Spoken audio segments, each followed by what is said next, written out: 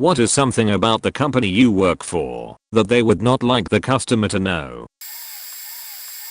University of Phoenix admissions rep and former UOP instructor. You don't have a JED. No problem. My boss knows a guy that can get you a JED in 3 days for $100. No test needed. Point. You are worried about tuition costs? No worries. We will get you all the grants and loans you need. Deferment is a wonderful idea. Point. You need cash now? No problem. I can make it so you can a few extra $1,000 from your student aid by misrepresenting your income, dependents, and ethnicity.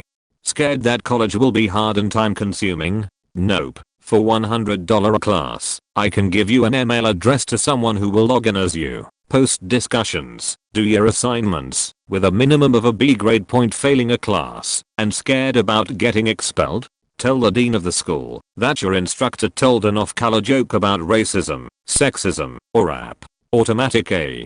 Concerned about finding a job after graduation? No problem. We have several outbound call centers that cannot wait to hire you, so you can call people to collect money from them. Point. Don't want to work at a call center? As I have been told by dozens and dozens of recruiters, if you mention that you have a degree from any for-profit school, UOP, Kaplan, DVRY, etc., your resume is thrown away. Point. Think the government will shut us down? Ha. University of Phoenix spends millions of dollars to lobby senators and representatives to not look our way, instead shut down the smaller colleges. Corinthian is the latest victim. The amount of money I see wasted here is astounding. There's a place called the RPAT yard where they shred/incinerate everything in an effort to reduce US presence in Afghanistan. It doesn't matter how expensive or reusable it was, just destroy it, so we don't have to worry about sending it home or finding someone to sell it to. Point. Wraps, for example, cost about $500,000 for a vanilla truck. There is an endless field of them on Bagram waiting to be shredded and sold for scrap. They weigh in at about 30,000 pounds and are sold for 93 cents/pound. Call it $30,000 of scrap metal, even though it's probably a lot less. I guess the customers are taxpayers. Edit. From my understanding, most of it is being bought locally and then resold to China. I can't find any corroborating sources, but that's just what I've heard through the RPAT grapevine. Also, shipping them all home would be my second to last option. I would sooner sell them to other governments at a discount. I made this argument to a lady I met doing cost analysis here, and her response was we wouldn't want to give our tactical advantages to other countries, which is an argument I've heard several times. The thing is, MRAPs are designed to be counter-IED. We don't fight with those tactics, so what do we care if other governments have MRAP type capabilities? In a conflict, it doesn't much matter if it's an MRAP or a bicycle. If we hit it with a SMOR, it's not driving anymore. We keep track of all our inventory on a giant erasable whiteboard. There is no other place physically or virtually to obtain this information. Literally someone could randomly walk by and force us to recount thousands of tiny parts. I work at a robotics company and our customers are various hospitals all over the country. Edit. I'm trying to answer what I can, but understand I can't elaborate on some things and others I honestly do not know. I just work help desk, and they treat us exactly how they treat the low-rung jobs of most other places. Hope this clarifies some. Edit 2. Another comment I made somewhere in this comment mess. There are over 100 entries and people walk by and change them at their leisure. Different people working on different robots needing different parts. They actually get a ton done in spite of how it appears. That and we maybe employ 200 people at the most. Less than 60 people are ever in the office at a time. We are tiny. Edit 3. This is a more official reasoning I was presented with a few minutes ago. Woo for being at work. These are level 2 and engineering's words. I was persistent because I wanted to answer this better. The whiteboard does a live count of what we have and what we don't. At least 20 different people can access and ship parts as needed, and with weekends. Only help desk is here on weekends. People need to come in to ship stuff. Sometimes it's someone on level 2, I'm level 1, and sometimes it's someone who is just passing through and found out the night before they would need such and such for when they get to where they are going. It's easier to manage always knowing what the live count is vs constantly going to a machine to update and then wondering if the info is correct, because when you're running around and setting up events it's easy to get distracted. People don't leave the room without updating the board, so it is considered always accurate. This reduces the time wasted constantly asking a bunch of people did you take the last, or you forgot to update the sheet last time and so forth.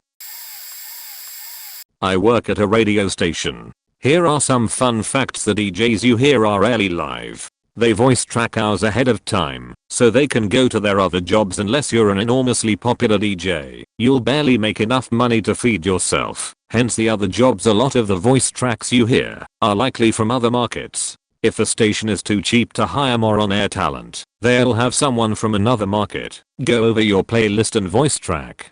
So, if you're in Townsville, Kansas, the DJ you hear introducing that Luke Bryan song coming up may be a hip hop DJ from New Jersey making a little extra scratch. If a DJ is live, he is most likely out doing a remote broadcast. If you see a DJ on the phone at an event, they're probably speaking with an operator back at the station. If you want to mess with them, wait until they start talking, like they are on the air, then yell obscenities, or whatever you're compelled to do.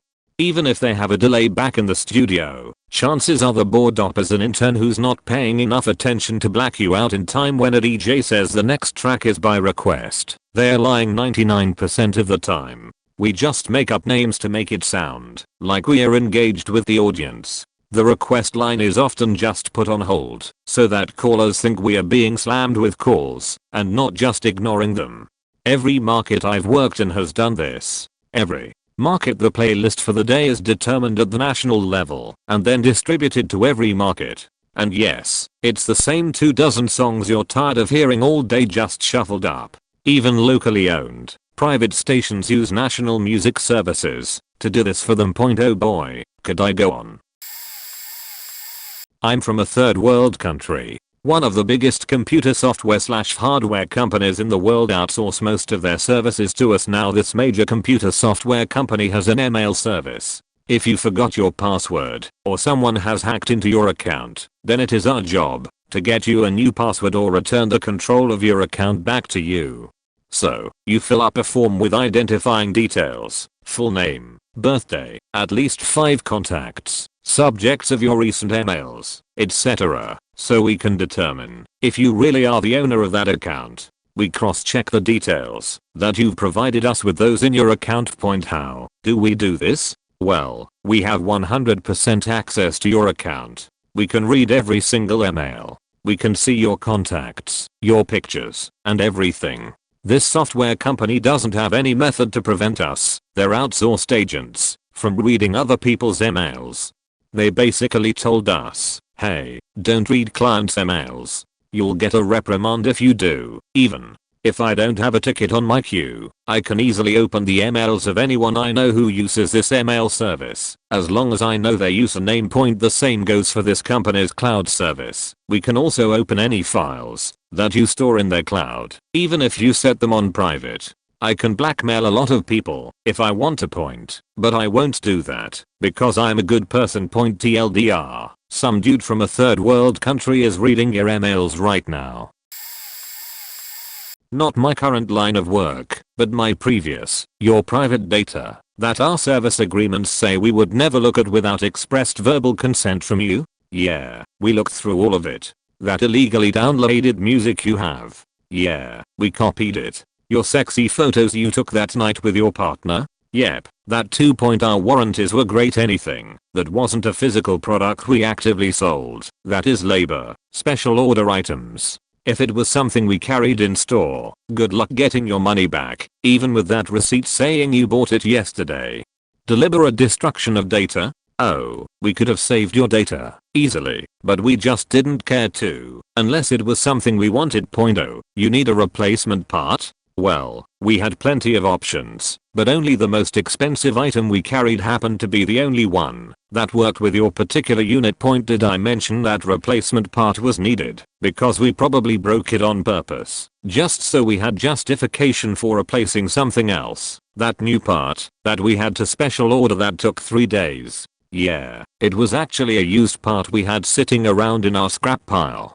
We got it for nothing and charged you $80 for it. Did I also mention that, because it was a special order, there was no warranty for it either? We know you like your old version of Windows, but the old versions of it simply don't work with the new RAM we put in your computer, because we fried the last set you had. We offered services we were completely unqualified to provide: macro soldering, coding, website services, certifications we claimed to honor other companies' warranties for certain products that we carried. In reality, we charged you a holding fee that was actually made to cover part of the shipping fee, to send it back to the manufacturer.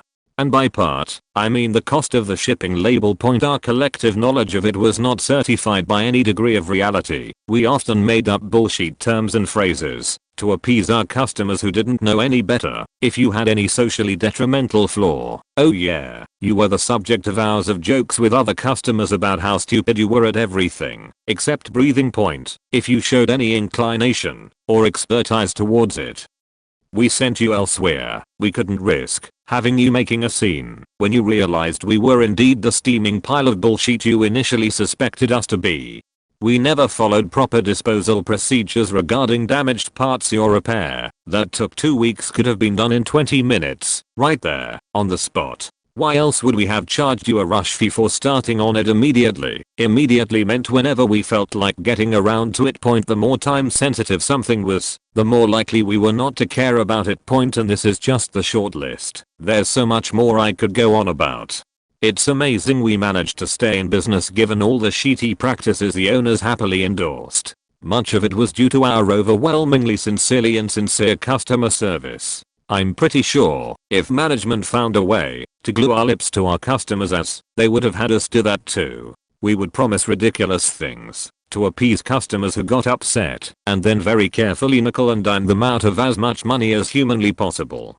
So why did I work there? Like so many others, I needed the money, and when you start to get desperate, you find yourself willing to compromise your ethics and morals pretty quickly, if it means putting food on your own table. Edit. It wasn't the Geek Squad or Camp USA. It was a local type store. Edit 2. No, I'm most certainly not proud of my actions when I worked there.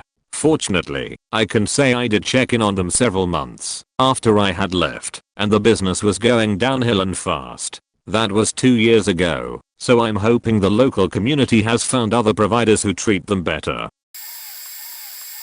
I worked for a big, orange, box hardware store until they cut my hours to 29 to avoid paying me healthcare. I went back to college to complete a degree as I couldn't survive economically on those hours, and my schedule was never stable, so I couldn't get a second job easily. I worked in the garden department and was in management training. My department head would leave the property and come back hours later smelling of weed, so I kind of was in charge of my department. We would not grow the plants/trees we sold, and would hire third parties, usually small nurseries, to grow the plants. Our corporation would sign a contract with these nurseries saying we would water and care for the plants upon arrival. In reality, this was not the case, and in the end the small business fronted the bill. These plants were labeled PBS, or pay by scan, which means the nursery owned them until we sold them, and then both we and the nursery would take profit from the sale.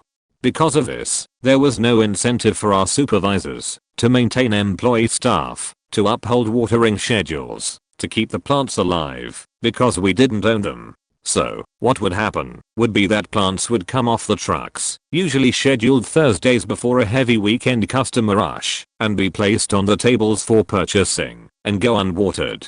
I would get pulled from watering duties all the time, until customers complained, and then I would be allowed to water, for show, so the customers got the idea we cared for the plants. Come Monday, most of these plants would be dead, because they'd have gone all week plus however long they traveled in a semi-trailer to get to us without water.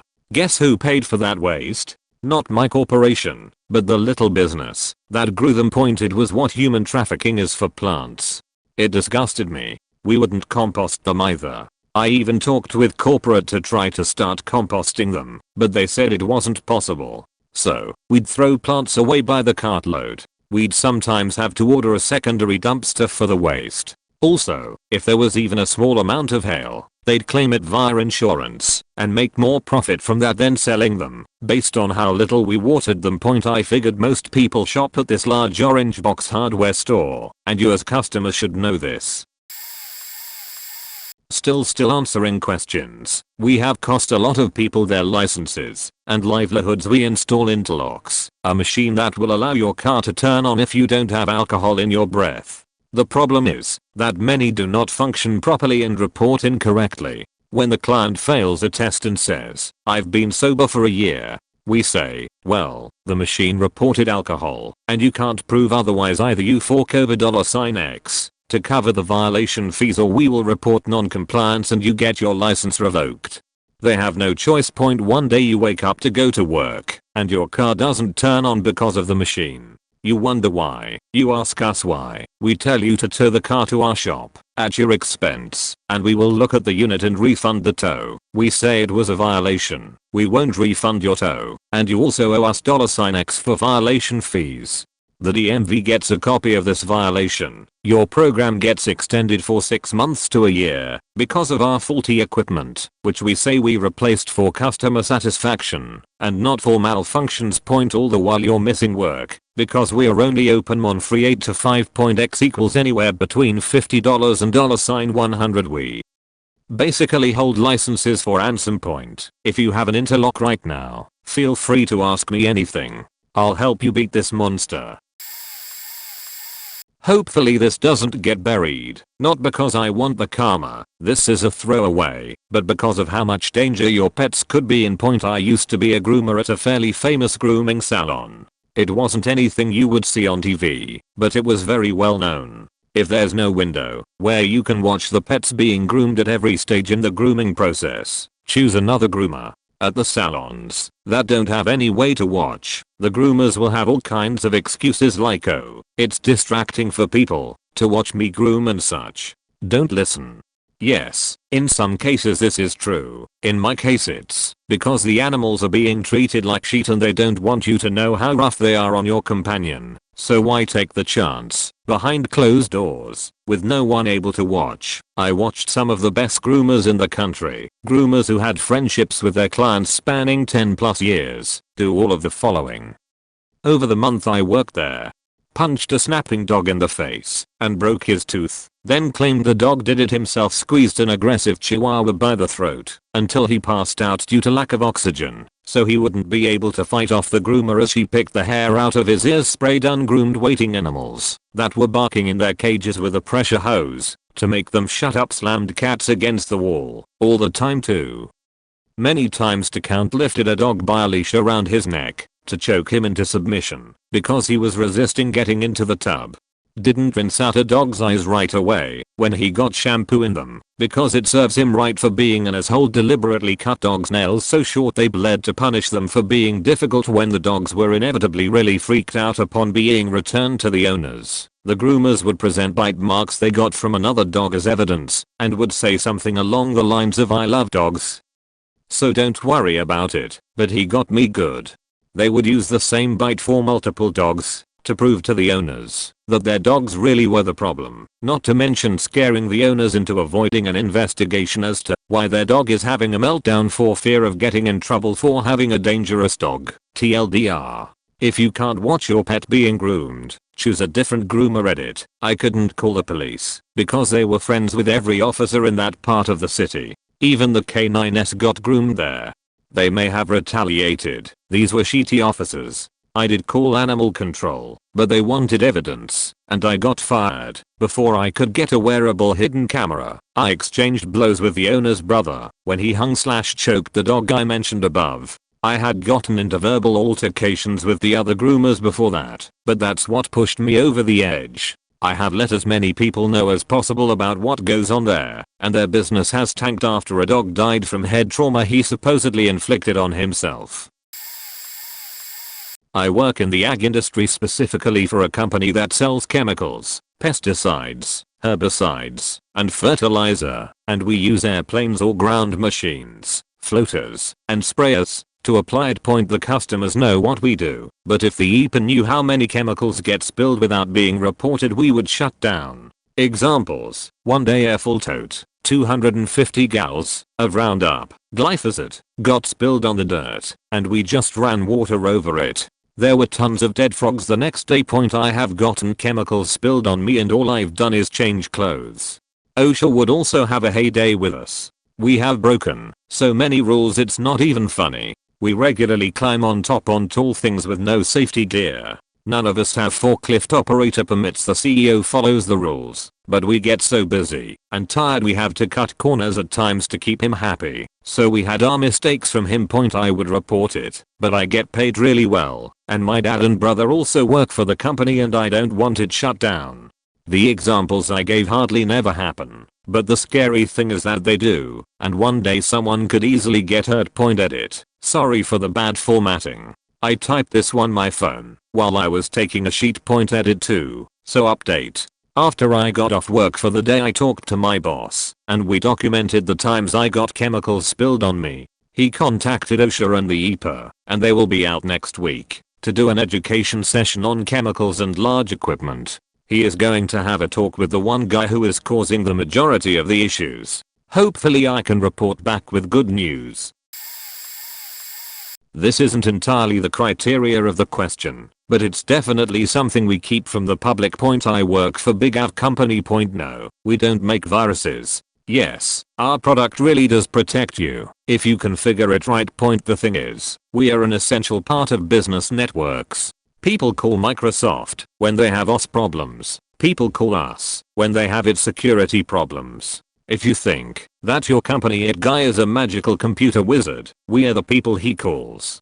We are super mega level 100 wizards. Well, some of us at least. The biggest ugliest secrets we have is the secrets of our bad customers. From banks to hospitals to schools and government agencies, some of the world's largest companies are faking incompetent. I'm talking like can't read a 4-step document, need to have a remote support session to be walked through a software install, still running Windows 2000 incompetent. We have major chain stores that process your credit card information and have computers running XP pre-SP 2 with no antivirus. In case you're not technically inclined, that would be like if you went to get a tattoo and the HIV positive artist took the needle he was going to use on you out of his arm before getting started. We have customers that are infected with data stealing viruses and have been for years, but they are too inept and unwilling to take remediation steps, so they just live with the infection. That's right, businesses that make a profit are treating their computer networks like a diabetic that has gotten their feet amputated. Next time you see a company apologizing publicly for a breach of user information, keep in mind that they probably did have protection installed in their network. They probably just didn't bother to set it up correctly because to them profit is more important than information security.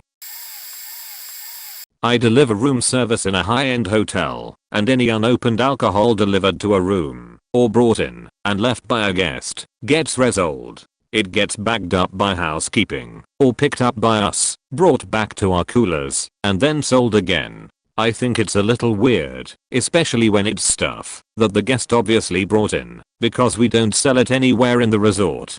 Edit. To reiterate, this fabulously profitable resort in a tourist city sells alcohol at a 300% minus 400% markup, 21% service charge, and delivery fee. And if the guest doesn't use it, they salvage it like some sort of detention crackhead trying to scrape the barrel to pay the landlord. Also, the servers and supervisors are exempt from overtime pay by some legal voodoo. Also, the place is faking filthy. A couple wet rags will be used to clean schmutzy sheet off of service trays, then used to polish silverware, glassware, whatever surface needs to be wiped with an unsanitary wet rag. Is the rag failing to get the silverware shiny after wiping curdled milk off a tray? Give it a quick rinse in some tap water if you feel like it. Every time you grab a lid to put on a coffee pot is like reaching into a Scrodinger's box of cockroaches. It drives me crazy. The place gets cleaned up real good on inspection day. I guess they check in at security, so we get plenty of heads up. casino. Slot machines do not pay out more than they take in. They pay out 90-95% of what is put into them. Eventually we are guaranteed to keep 5-10% of your money. Slot machines have different chances to pay out based on what they are set for. Areas that see a lot of foot traffic, buy food. Finance cages, entrances, will pay more often to give the impression of people winning, but in smaller dollar sign amounts. See first point as to why we can charge as much as we want for things, because we allow you to use your points earned by gambling. It may feel like free money to you, but to us, it is just reclaiming the money we refunded you on the slot machines, which we know we will get back. A loan of sorts. Pharmacy. We don't judge you unless we know you are abusing, and we do know when you are abusing. While we, the employees, do our best to keep prices for drugs affordable, due to contracts, prices on most medications are 100-500% above what we pay for them, and as much as 2000% on rare medications due to the cost to obtain it and the risk of you just dying without picking it up. We purposely try to get the worst tasting, least desired brands of commonly abused drugs. Flavoring your liquid medications is a crazy overpriced monstrosity. One bottle of flavor will cost us a couple dollars and will flavor 20 to 50 medications that we charge $3 for. I used to work for a medium-sized internet company. SSL certificates, web hosting and domain registration.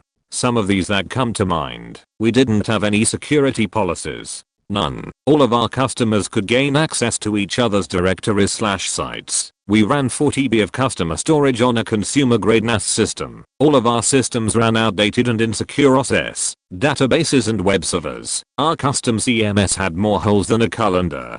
Our custom CMS provided less functionality than manuscript front page 1997 at 3 times the cost. If you were unhappy with any of our services, the account managers were instructed to give out SSL certificates for free. Speaking of our account managers, they flat out lied to customers, stating that a website would become unhackable through the use of an SSL certificate. We used customers' data for acquisition purposes. In other words, we looked into their websites to find opportunities and sell them additional services.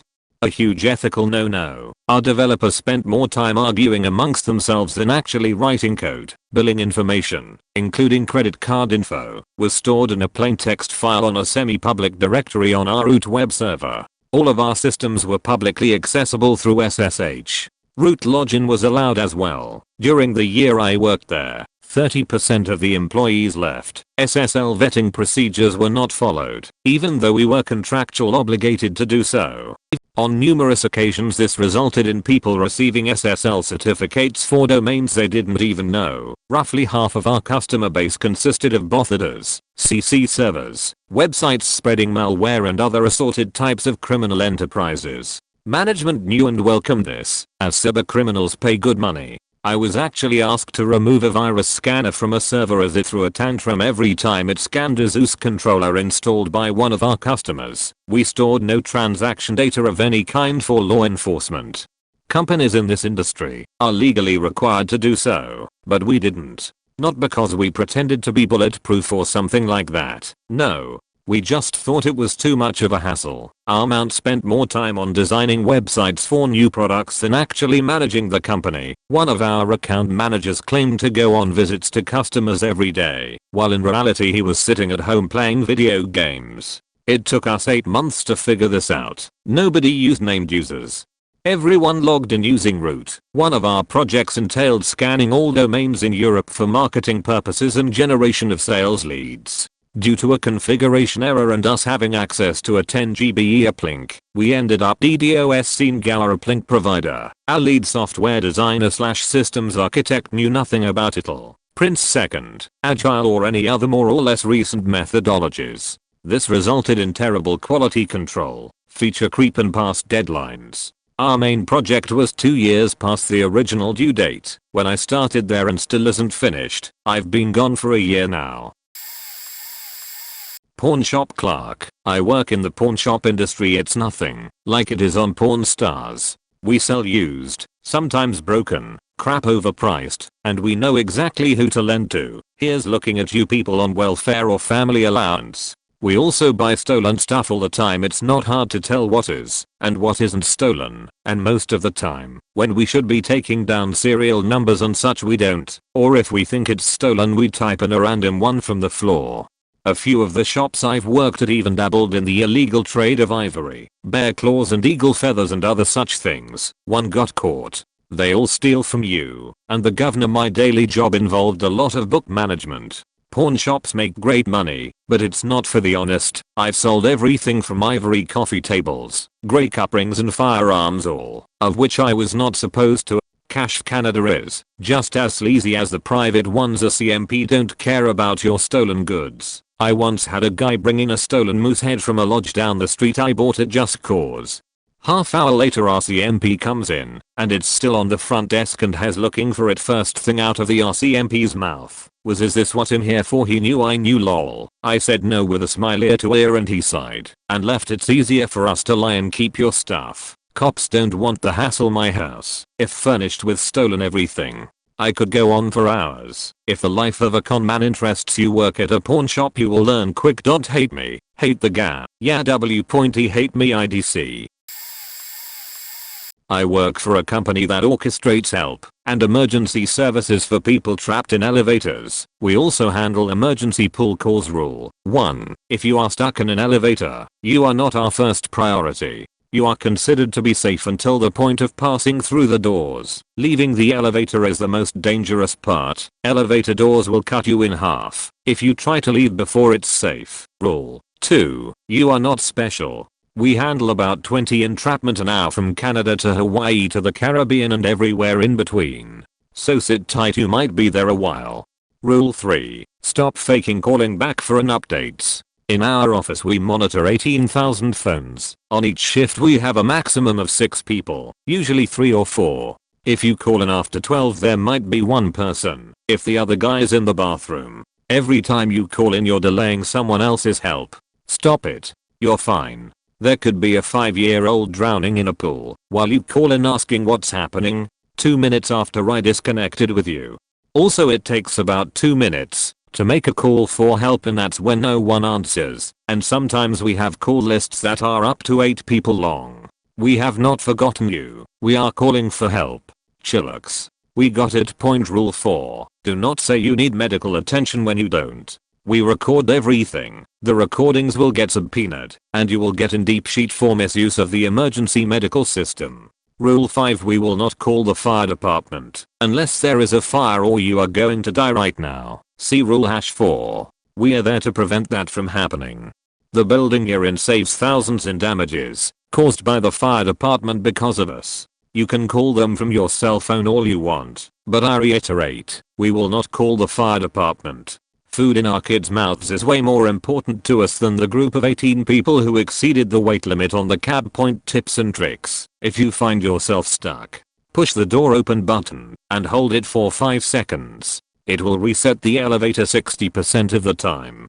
It may take a minute or 2 to kick in though, if it does. If that doesn't work, push the help button. If it's not security at your building you're at, say testing the phones, and they should read off the address from their system. Verify with them what address you're at and what elevator you're in. Then use your cell to call 911 with that information. Point. Sit tight and relax. The elevator will not drop. There has been one elevator crash in the last 150 years. It was in the Empire State Building in the early 1910s because an airplane crashed into it, causing multiple safety mechanisms to malfunction, and even then the passenger survived because the column of air got compressed under the cab, causing the elevator to bounce all the way down the shaft, effectively decreasing the drop to less than 20 feet. If the elevator has stopped, it has for a reason. If it's gonna fall you will have no warning, and it is extremely rare. Point. Any questions? Throw away, for obvious reasons. Computer repair cost breakdown for non-warranty repairs. Issue: failing hard drive. Long self-test detects bad sectors that cannot be repaired. Repair cost: $180 part, $55 drive with free 3-day shipping. WD 500 GB 7200 RPM. Labor: $20. Build time 20 minutes. Actual time equals 3 to 5 minutes. plus $70 file backup. Build time 1 plus hour. Actual time equals 10 minutes or less. Markup A. Just round it up to $180 total. Steps. Remove 2 screws, 1 plastic cover, and the drive. Swap drives. Install OS and use key from bottom of machine. Move files over using a SATA to USB case tools. $1 screwdriver. $15 USB 3.0 SATA enclosure issue. Bad trackpad repair cost. $180 part. $29.95 plus 5.99 shipping. Palm rest labor. $105. Build time 1.5 hours. Actual time equals 10 to 20 minutes. Markup A. Just round it up to $180 total with the part. Steps. Remove 12 screws, 2 plastic covers, and 3 cables. Swap palm rests. Watch YouTube tutorial or find a PDF if you don't know the repair yet. Tools, $1 screwdriver, $0.20 plastic pry tool, so you pay through the nose for us to do some basic repairs. For the peace of mind. It's not much work, there are tutorials everywhere, and the parts and tools are easy to find, and usually pretty cheap. Not system boards or screens, but most other parts. It's true there is a lot of risk, and when a customer's computer gets botched we can be out hundreds of dollars. So whenever you come in you're basically paying for our mistakes. Don't get me wrong, you're probably more likely to ruin your machine working on it yourself without an anti-static wrist strap, ESD matted table, and the experience we have. Still, you're paying for a lot that has nothing to do with you personally. If you're even moderately proficient, you could be doing your own repairs. Then again, the people who take this advice are our most profitable customers. You're the ones who come in for new system boards because you screwed up a basic replacement and drilled into your board with a keyboard screw, or let a piece of metal roll around loose after shoving a piece into place incorrectly. Honestly, the people who consider themselves moderately proficient are usually morons who couldn't tell you the difference between a solid state drive and hard drive without looking at the label. So I guess you can take that for what you will. Some of the simplest repairs have been turned into monstrously expensive horrors by computer science majors who think they know how to perform hardware repairs because they passed a few programming courses. I guess I don't feel so bad about the markup after all. I used to work for a collections company. We would call the debtor up retrieve owed debt. Basically, it was a harassment firm. It teaches you the inner workings of avoiding legal issues whilst harassing your debtor to maximum harassment potential. Point calling over calling your work, point calling your boss, calling your family, point calling your neighbor, calling someone on your street. Point basically, so long as we don't leave a message, hang up after a certain amount of time talking. We've got the plausible deniability on our side. So, I was trained to say things like this to poor, elderly people suffering from cancer, just being old in general. If you don't make some sort of payment option today, I'll be forced to forward this account to my legal department. Mind you, this is a empty threat. Usually after saying that, they will pay $50-$100 that time, which brings their account back in the statute of limitations, in which case, if it's over a certain dollar amount, we do send it to legal. But if they had not made a payment, then it was so old it didn't matter. Furthering debt collection's horrid practices, we would spend all day owing $50,000, $10,000 accounts, hounding people with large balances because we figured if they are already somewhat talking to us, they are attempting to fix their credit to buy a house. We would do our best to make in a small lump settlement. Say, settle your debt at %30 of original. We fail to recognize this as a payment in full option. More often than not, paying your bill in this reduced amount just lines the pockets of someone in the collection company without actually reducing your debt or upping your credit score. Point. Let's see, what are some other shady things we would do? Harassment is #1. Making debtor feel guilty. I had multiple people teach me that one. You signed a piece of paper obligating you get some service for money. Now you're just reneging on it? Like some slave? What kind of man doesn't pay his debts? You call yourself a law-abiding citizen? You're as useful to our economy as an illegal alien. Point. I can't think of anything else right now. Point. Everyone in our collection agency, cell center, huge building, was an alcoholic or drug addict. Never was anyone sober at work. Never. Needed Adderall, coke, heroin, pills, pot, booze, beer, cigs. A quick fact in the back room. Want to learn how to pimp? I swear this call center was like walking into hell. My favorite was this fat guy who looked like that fat computer geek from The Simpsons. He would do coke at his desk. He had two of those smell/snort things that wake you up. One was to sniff leave on his desk. The other was in his pocket, had coke in it. He was the reason I quit. He's evil. Never had I seen anything like that. Disgusting. Point never work at a collection agency. Point FDCPA certified is a complete crock of shit. Edit. We bought your debt through seriously unprofessional avenues. Usually bartering it or paying pennies for dollars. We would buy say $1 million at landline debt. Who's ever going to pay that? No one. But we bought it for what? A potential agreement to pay some third party who bought it off at only if we actually collect on it. Our good old poverty machine. Just got laid off by New Day Limited, formerly known as Sav Credit Limited until a very recent and very pointless rebrand. Home of the infamous Aqua Card, Marbles and Opus credit cards. Actually, technically, I worked for a major multinational corporation. They paid to do their dirty work, collect debts. In the UK, these cards are running everyone into the ground.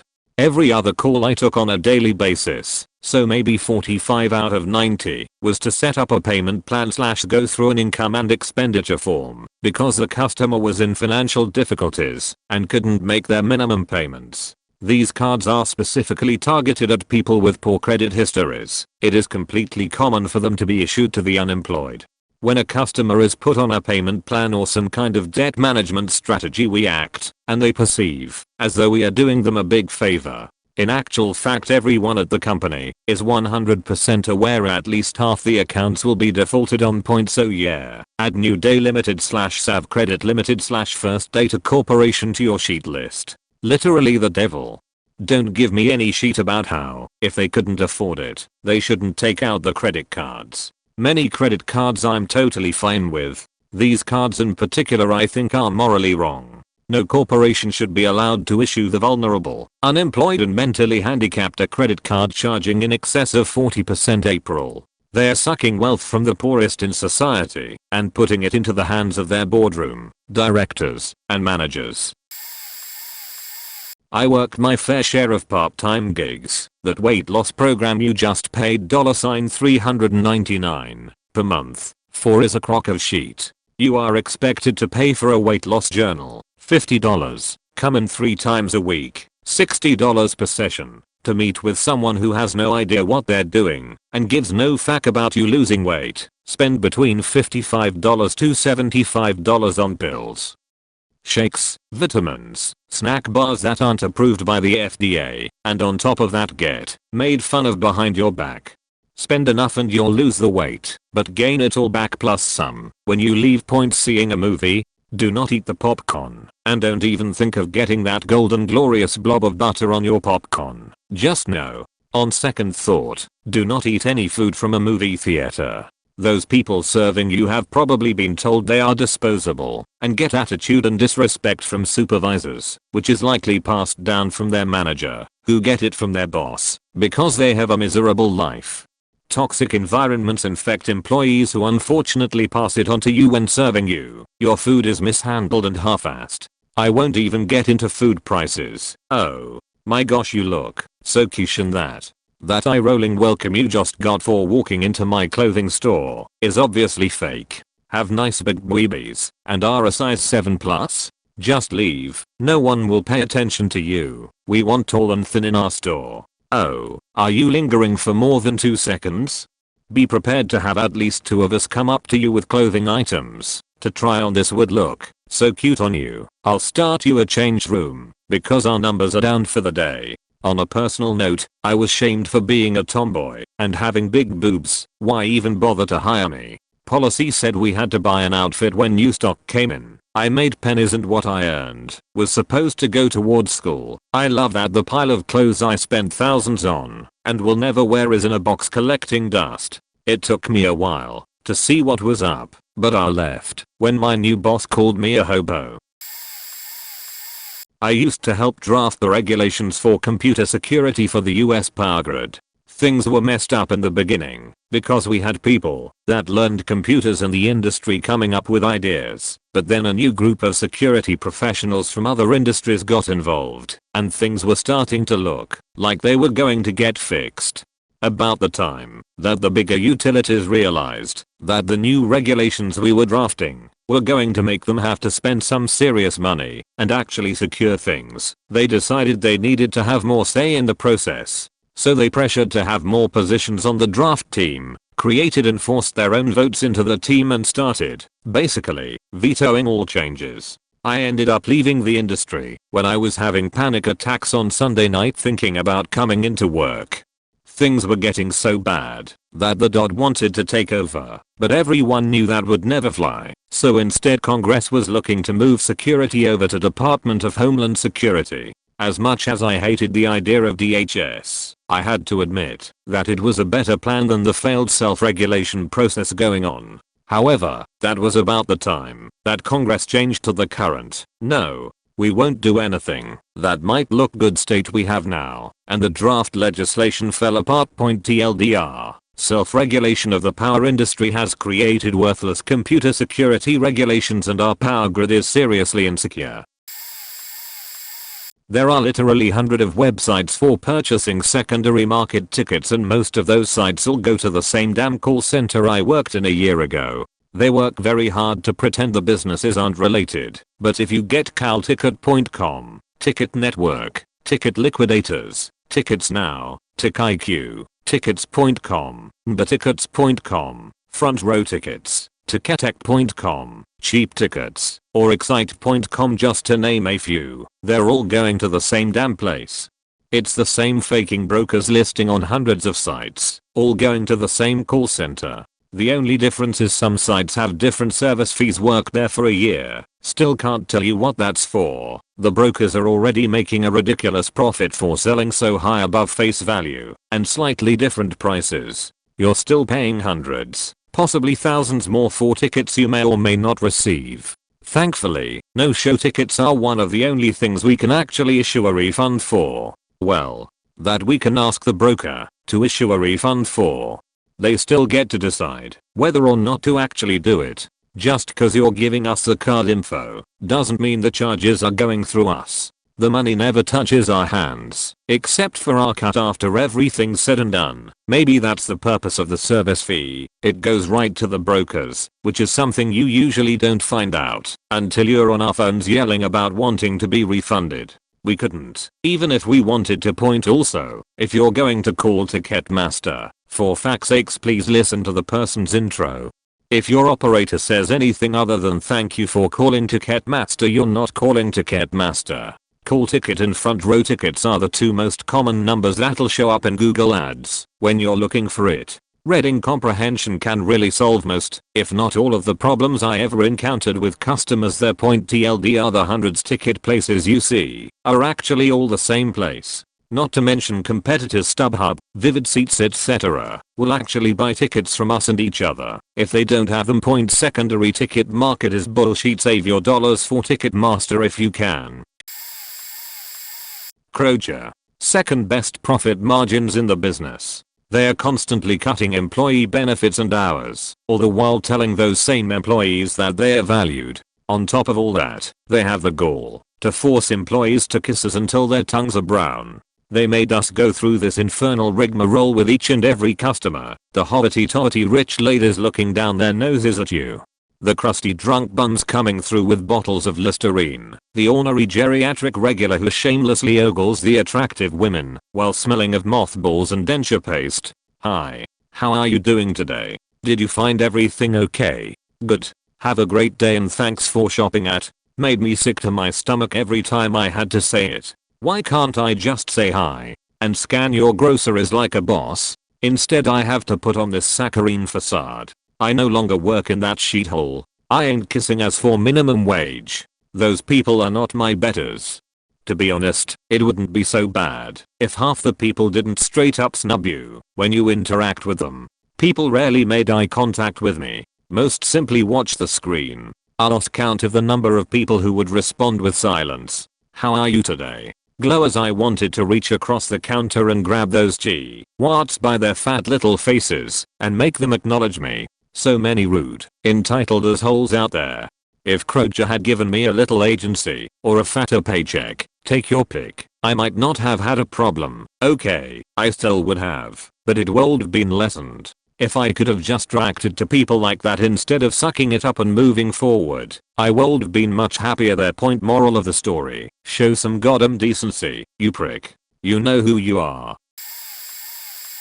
So I worked with a family member in the reposition business. We always work at night, usually 12 to 6 in the morning is when we would pick up most of the vehicles. Firstly, never pawn your title. If you miss one payment, the car is immediately reported and will be on a pickup order within 24 hours. If your car is picked up, you're honestly faked. If you have any property that's worth something, cell phones, GPS, etc., it either goes in a box in the office or the repo man's house.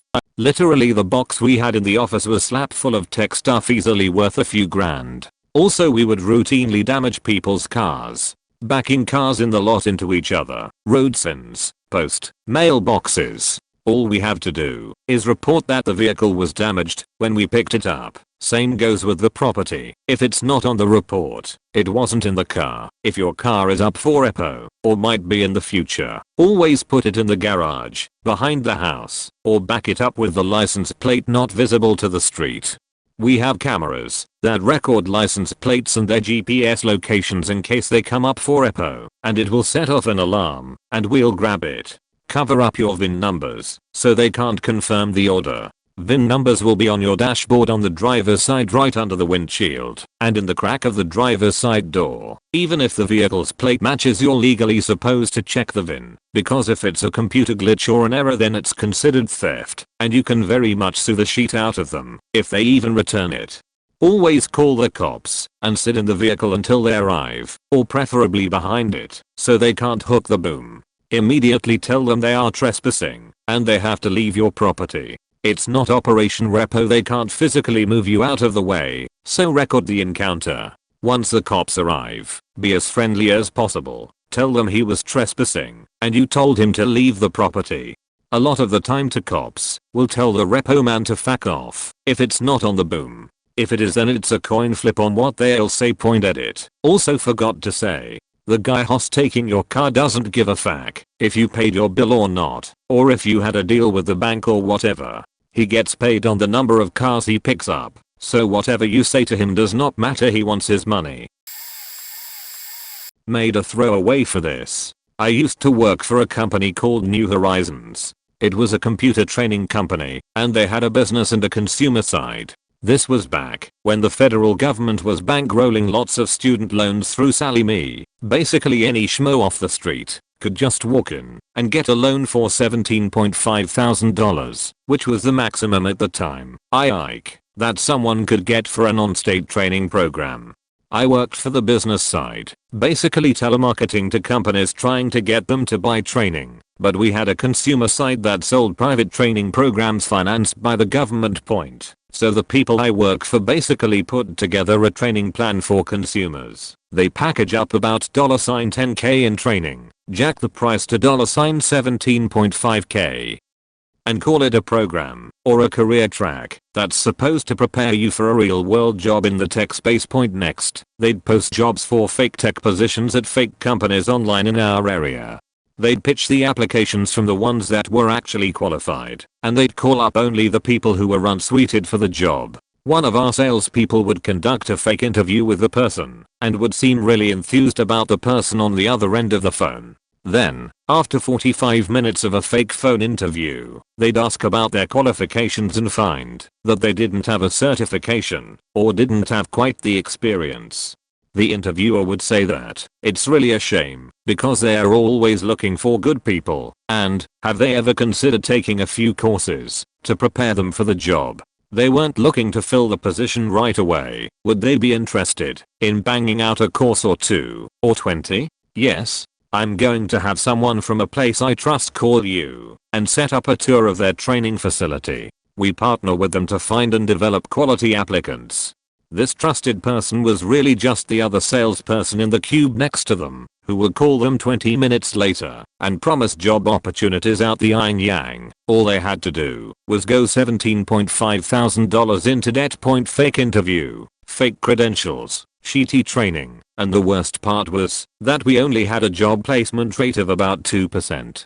As I was getting ready to leave this company, I was put in charge of submitting our training programs to the state. Apparently they were getting wise to this kind of thing. I submitted the packets, put in my 2 weeks, and within 3 months I watched a lot of LinkedIn statuses change as the place restructured. Edit. TLDR. I worked for a place that tricked people into taking out a student loan for $17.5 thousand by pretending to be conducting job interviews.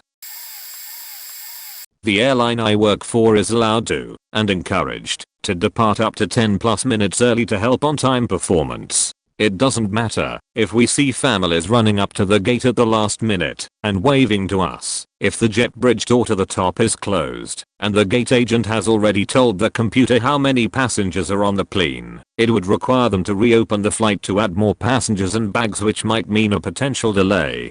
In the past, the pilots could tell them they aren't leaving until they reopen the flight and add the passengers, but nowadays there is nothing we can do. The hardest moment of this job so far was watching a young woman with a baby standing in the terminal looking down as we were preparing to leave early on the last flight of the night, meaning she would have to find and pay for a hotel or sleep in the terminal with her newborn overnight.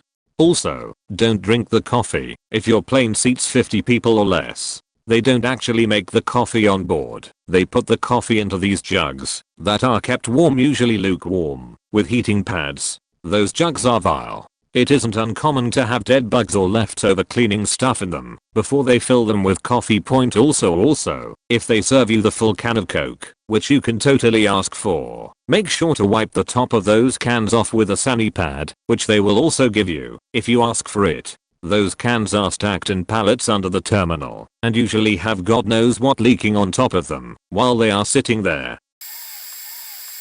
I worked for a well-renowned breeder of exotic birds for a year. My biggest qualm with this place is that the owner is a bad person. You could not have a positive interaction with this person and always left feeling bad about yourself. He also paid you whenever he felt like it. As far as I know, none of his workers reported their earnings for taxes. The people who work on the bird farm are a family of workers from South America who the owner rarely pays.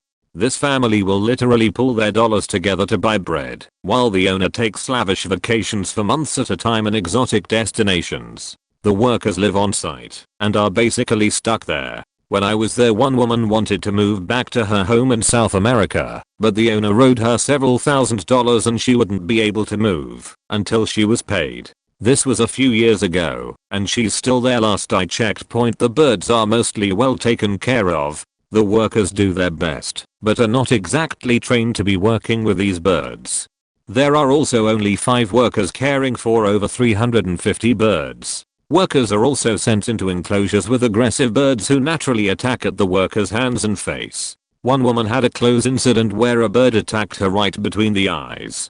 She would have been seriously injured had the bird attacked slightly to the right or left. The owner does not believe in euthanasia, which is nice, but led to a lot of unnecessary suffering. There was a bird whose legs were deformed so that he could not stand.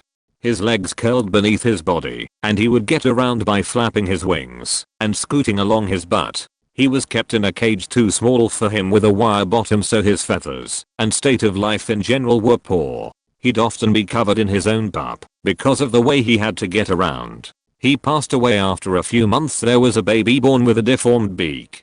This bird was examined by the vet, who recommended the bird be euthanized.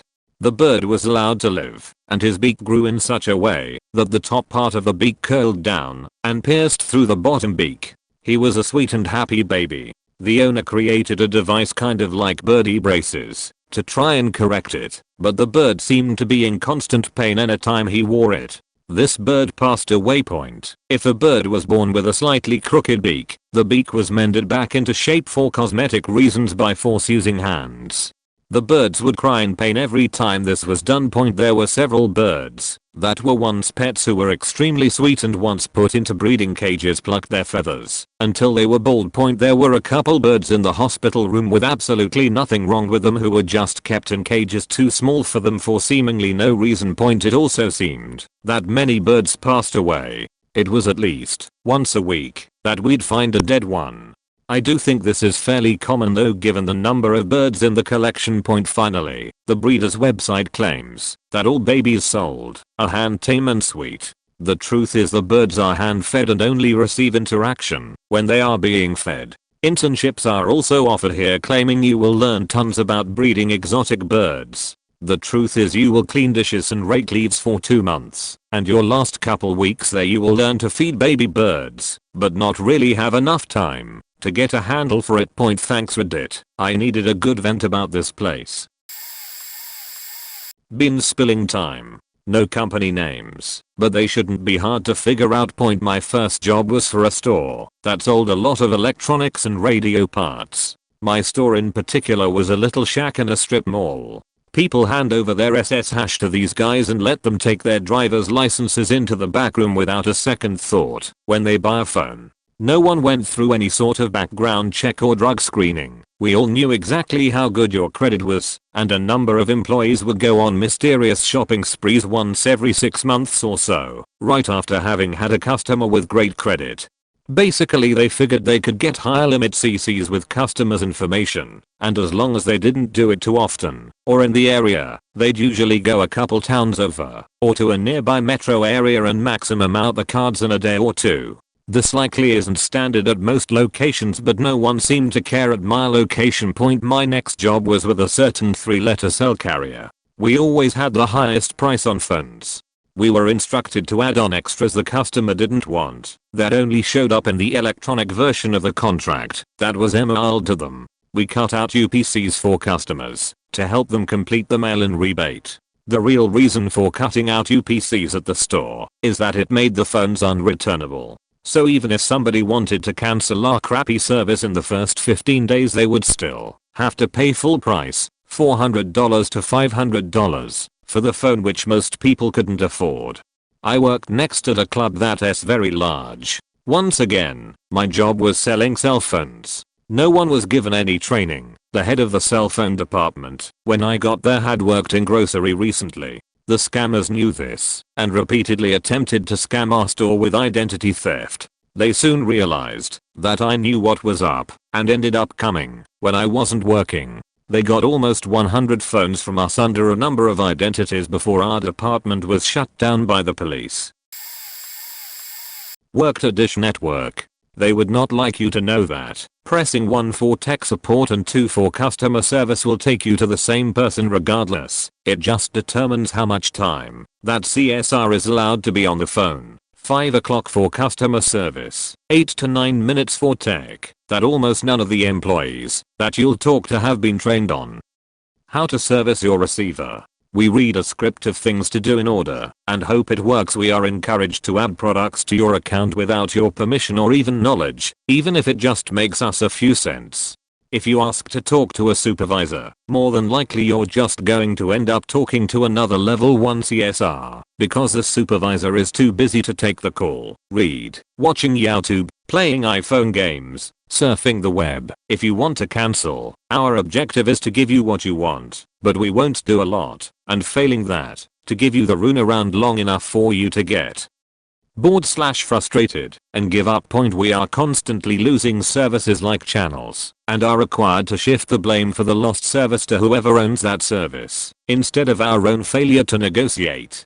If your service is partnered with a local telephone company, we don't know anything about your account. That tech we sent to your house, yeah, he doesn't work for us. He's independent and doesn't have to worry about doing a good job with fixing your problem because he's probably the only contractor in the area and we can't be bothered to hire our own. Oftentimes these techs will leave these problems unresolved just so that we'll have to send him out and pay him again. Super late to the party.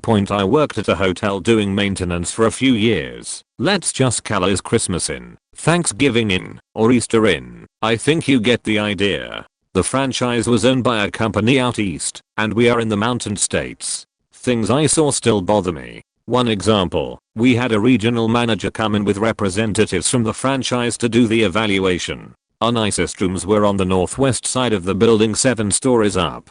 They had a company, cheap fly-by-night, come and replace the windows 5 years previous, and they didn't seal them properly. Needless to say, 5 years of extreme weather, snow, and rain caused a lot of moisture to build up in the walls and cause the wallpaper to peel up because of mold. When our regional manager saw this, he said, spray some glue on the wall and push the wallpaper back on, no one will know. Or, when you would have some douche plug his toilet with sheet and flood the room.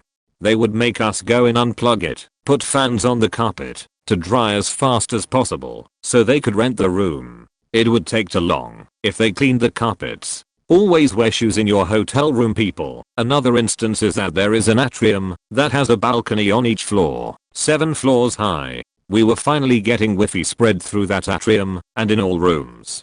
Their idea was to 8x2 pieces of wood and a piece of plywood and set them across the corners to stand on and work above to mount the Wi-Fi devices. When I expressed my concern, that was extremely dangerous, especially when I had to stand on it 7 stories up. I was told to do it or find another job. Point looking back, I really wish I would have just called OSHA, the health department, and a lawyer and get a nice little settlement out of the deal. Sigh. I work in an assisted living private home company for mentally disabled patients. What the parents of the patients don't know is, our boss allegedly, bullshit, steals from our monthly allowance for groceries and supplies. The weak staff usually don't interact with them and send patients to their rooms all day, and they only look nice when you see them because the staff shave them and shower them and make them nice 5 minutes before parents and relatives arrive to pick them up for an outing. Oh, and if we have problems in the house, like broken fire alarms, appliances, doors, ceiling fans, or whatever, they only are fixed by my boss if state is about to inspect the house, or if parents are coming by to check up. Otherwise, anything broken or out of fire/state/city code is sitting there until state or parents come by. Point, we had the fire alarm system turned off for 6 months once because it would randomly go off for no reason, and my boss say not to worry, she'd pay for the company to fix it sometime. She waited until a week before out-state inspection. Point, keep in mind, this is a national company with over 20 different districts in my state alone, and they operate in nearly every state in the continental US. Edit. About my company, we are the nation's largest private provider of services to people with disabilities, the largest one-stop workforce contractor, and the largest privately owned home care company. We operate in 42 states, I believe. Edit again. Been fired from my job. Yay. Underscore underscore underscore underscore underscore underscore underscore underscore. Throwaways company is known to be a bit litigious. I worked for this company in the UK. Let's call them Sam Smiths. No, that's too obvious. How about Samuel Smith Old Brewery, Tadcaster? Yes, that should do. Point. If you're at a Sam Smith's pub and your beer tastes warm or flat, it's probably because it came out of a drip tray. Company suffers from serious top-down rot. So much wrong with how this company is managed, but it is exemplified in the 95%. The owner demands that for every pint sold, only 95% of that is served. This is the legal minimum that can be served under the Weights and Measures Act, but the only way to have that 5% surplus is if there is zero wastage. Of course, that's impossible. Taps drip, temperamental gas lines cause overflow, so forth.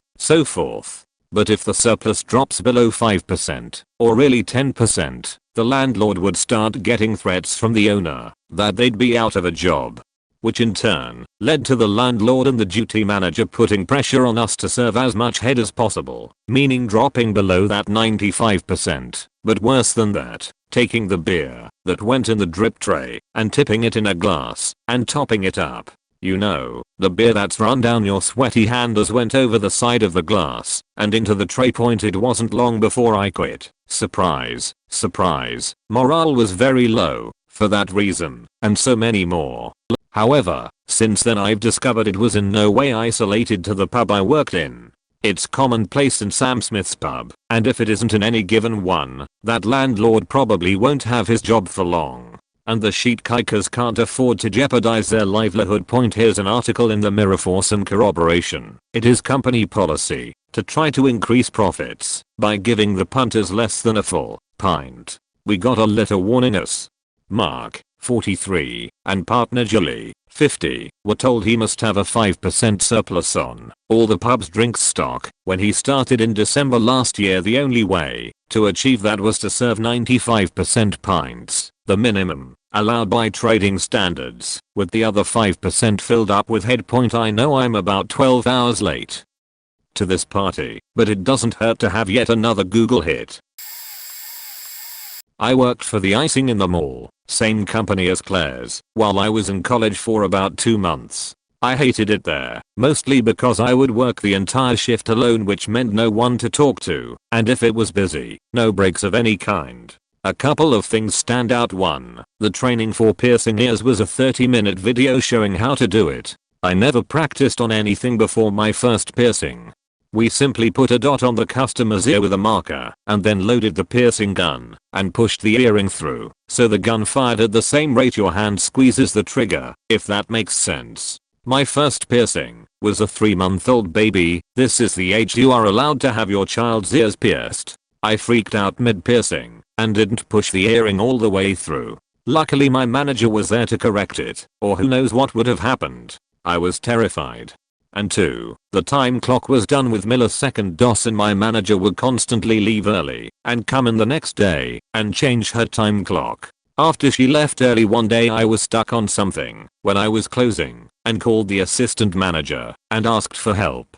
She was like, "Where's the manager?" I told her she left, and the next day the manager screamed at me for telling on her. Luckily I was only there for 2 months. Do not get your ears pierced there. Not to mention the poor sanitation. Sorry for the wall of text. I'm on mobile and cannot format properly. Probably a little late, but as it pertains to something everyone deals with, I hope it gets some attention. I work for mosquito abatement. We are a public district, so our paychecks, supplies, trucks, gas, everything is paid for by tax dollars. The main force against millions of mosquitoes and the diseases they carry is a group of burnt out college guys who don't give a shit about their job enough to really do it right. I'm arguably the best one at my location, but most guys, myself included, work at an astoundingly low rate. First of all, we basically kill time first, mosquitoes second. This comes from working in the heat all day in a truck with no AC. Then, if we find mosquitoes breeding, but it is difficult to get to / treat the water, some guys will turn a blind eye. If the water source is in a really thick and dense part of the forest, no way we are going back there to check it out. Also, we do a catch basin program that consists of dropping something down every catch basin we see. As you can probably imagine, that gets beyond tedious. On occasion, guys will straight up not do anything most of the day, dump out their briquettes out in a river, and just say they did a day's work. While we do a fair amount, it is no way a hard-put effort to eliminate and properly control mosquitoes. Thankfully, the one part of the job everyone do properly, primarily because we are paid overtime to do it, and there's no real way to fuck around, is the night spray, which is what most people are primarily familiar with. So at least all of the adult mosquitoes are killed correctly. I work at a very popular lingerie store, rhymes with Victoria's Secret, and holy crap. For such a luxe company, we do some messed up shit. The stockroom consists of boxes upon boxes. What's in the faking box? Well, aside from the product itself, let's start with bugs such as cockroaches, spiders, crickets, etc. My advice? If you're trying anything on, shake it out first. If you decide to buy it, for the love of God wash it before you wear it. Our return policy is a shiz, right? You can return pretty much anything, within reason. People love to take advantage of that. And if a product isn't damaged, we just resell it obviously. But let's think about that for a second. If someone buys lingerie, they probably want it for a special day. One day. They aren't going to think twice about returning it after having used it if they are tight on cash. If a product isn't damaged or dirty, we kind of have to put it back on the sales floor. So, again, wash before you wear. If you are a man shopping for your so, and you have no idea what you want, we will probably sell you something worth our while. If the buyer is ready to drop big bucks, we are more than ready to pick them up. No, we do not make commission, but the company has started tracking each employee's sales. The more we sell per hour, the better we look. Bragging rights, yo point so, yeah, those are the 3 top things I can think of. If you have any questions about Victoria's Secret, I'd love to answer them. Phone salesman at a major carrier. Well, a retailer of a major carrier. Don't buy your phone at a phone store. Go to Best Buy. When we sell you one, with a 2-year agreement, you get charged a fee with the purchase of your phone. Think contract initiation fee, usually around $15. Then on your next bill, there's a charge for $30 as an upgrade fee as well. Never buy the protection plan that's upfront. We'll go on and on about how much money you can save, and how the replacement cost is less than the monthly insurance, but it isn't. But each time we sell it, we make 6 to 10 bucks. And on the 40 to 60 phones I sell per month, if 40% quota buy it, that's a substantial amount of money. Buy all of your accessories online. The difference in price is more than offset by having to wait a couple days to get it in the mail. Now we can discount. I do have that liberty, but really it all comes down to the manager. Some need to review everything the customer is buying and decide what can be discounted and by how much, but my manager just gives me the codes that allow me to discount at my leisure. Though I can't speak for the rest of the company, if you buy anything from me, I will waive any and all fees within my power. Plus I heavily discount my accessories. You don't even have to have a discount on your bill. I'll take your word for it. Please pay your bills online or over the phone. If you come in to pay your bill with a credit card, the screen I process the payment of is the same screen you would use at home to pay your bill. Don't make me do it. One thing that's never bothered me is customer service. I don't care how many questions you have, I will answer all of them to the best of my ability. My co-workers on the other hand, go out of their way to push customers out who aren't buying anything. I can go on and on for hours. Half rant, half confession. That they resold old concrete. I don't drive for them anymore, but as far as I know they still do this. What old means, every load of concrete mixed is supposed to be all fresh ingredients. Because there is a chemical reaction when water and cement are mixed, the mixture starts to heat up. This is why the mixer trucks have the drums turning all the time. After delivery, any extra concrete is supposed to be dumped because it's getting really hot by then and is not reusable. Typically it's dumped into large block forms that are around 3 foot x 3 x 5 or so and used for barriers. Back at the concrete plant.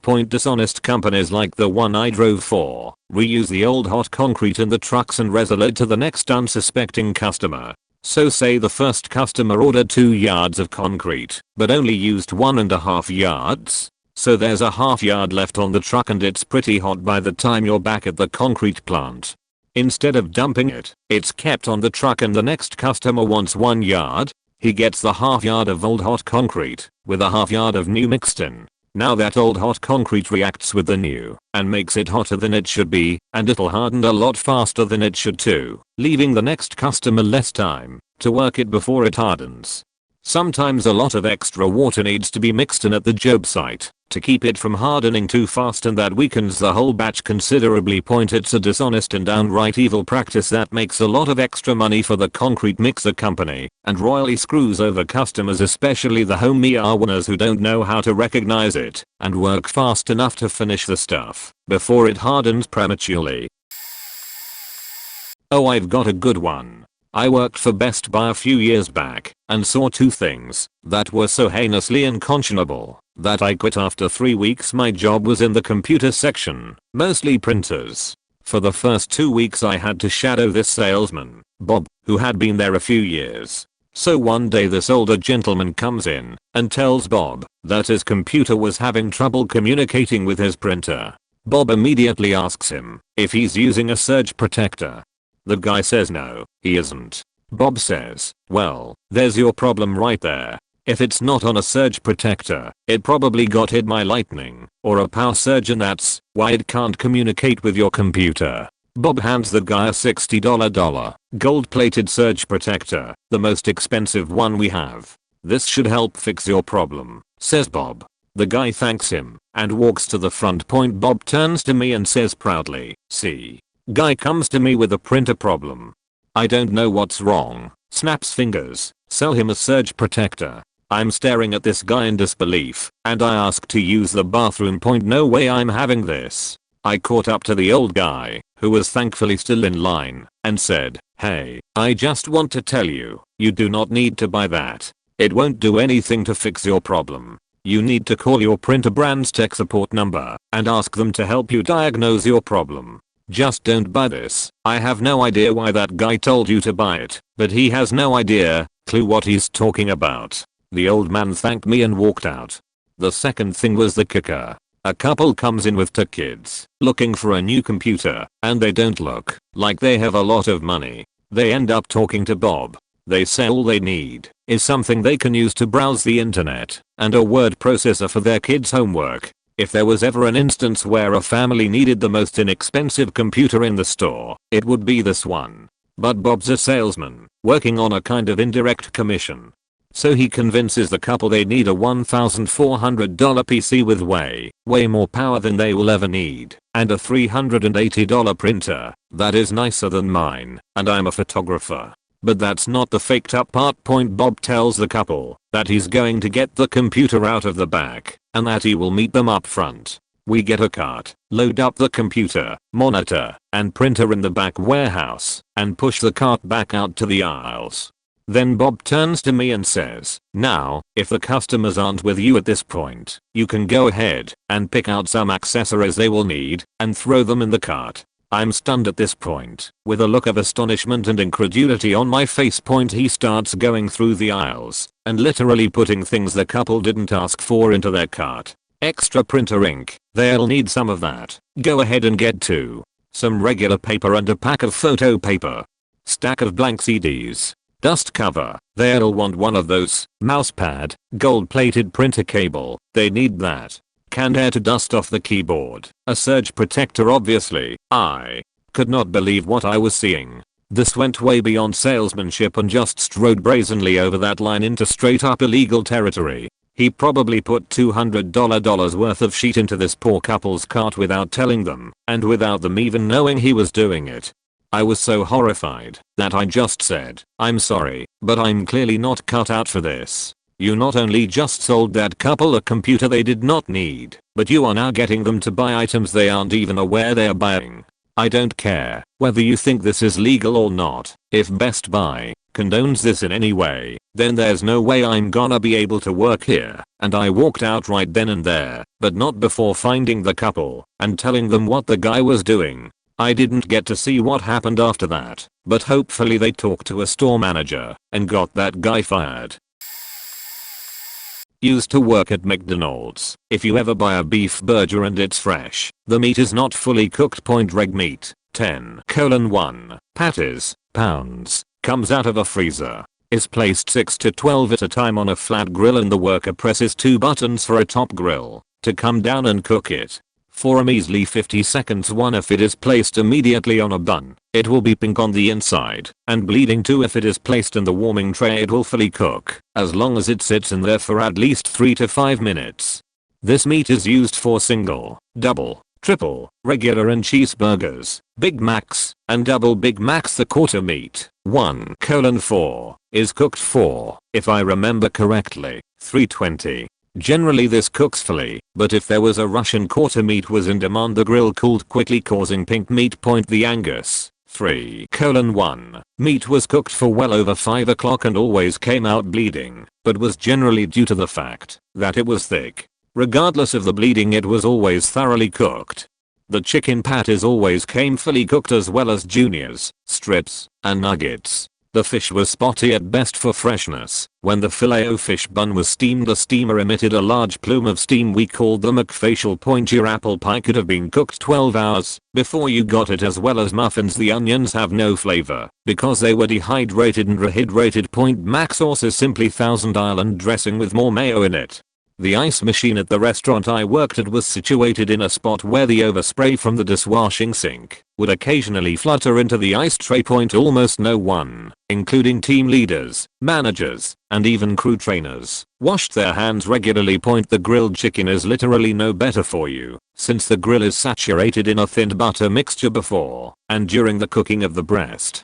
And we used a heat activated acid to clean the grill's bonus LPT. I do not eat fast food beef anymore due to my working there. Number of patties on grill is greatly dependent on skill of worker behind the grill. Worked at No Frills as a produce clerk as well. The only thing that's not that great is the fact that we would spend roughly 2 hours upon a grape shipment arrival sorting through the grape bundles to remove moldy, rotten, and spider infested grapes. Yup, cobwebs in grape bags.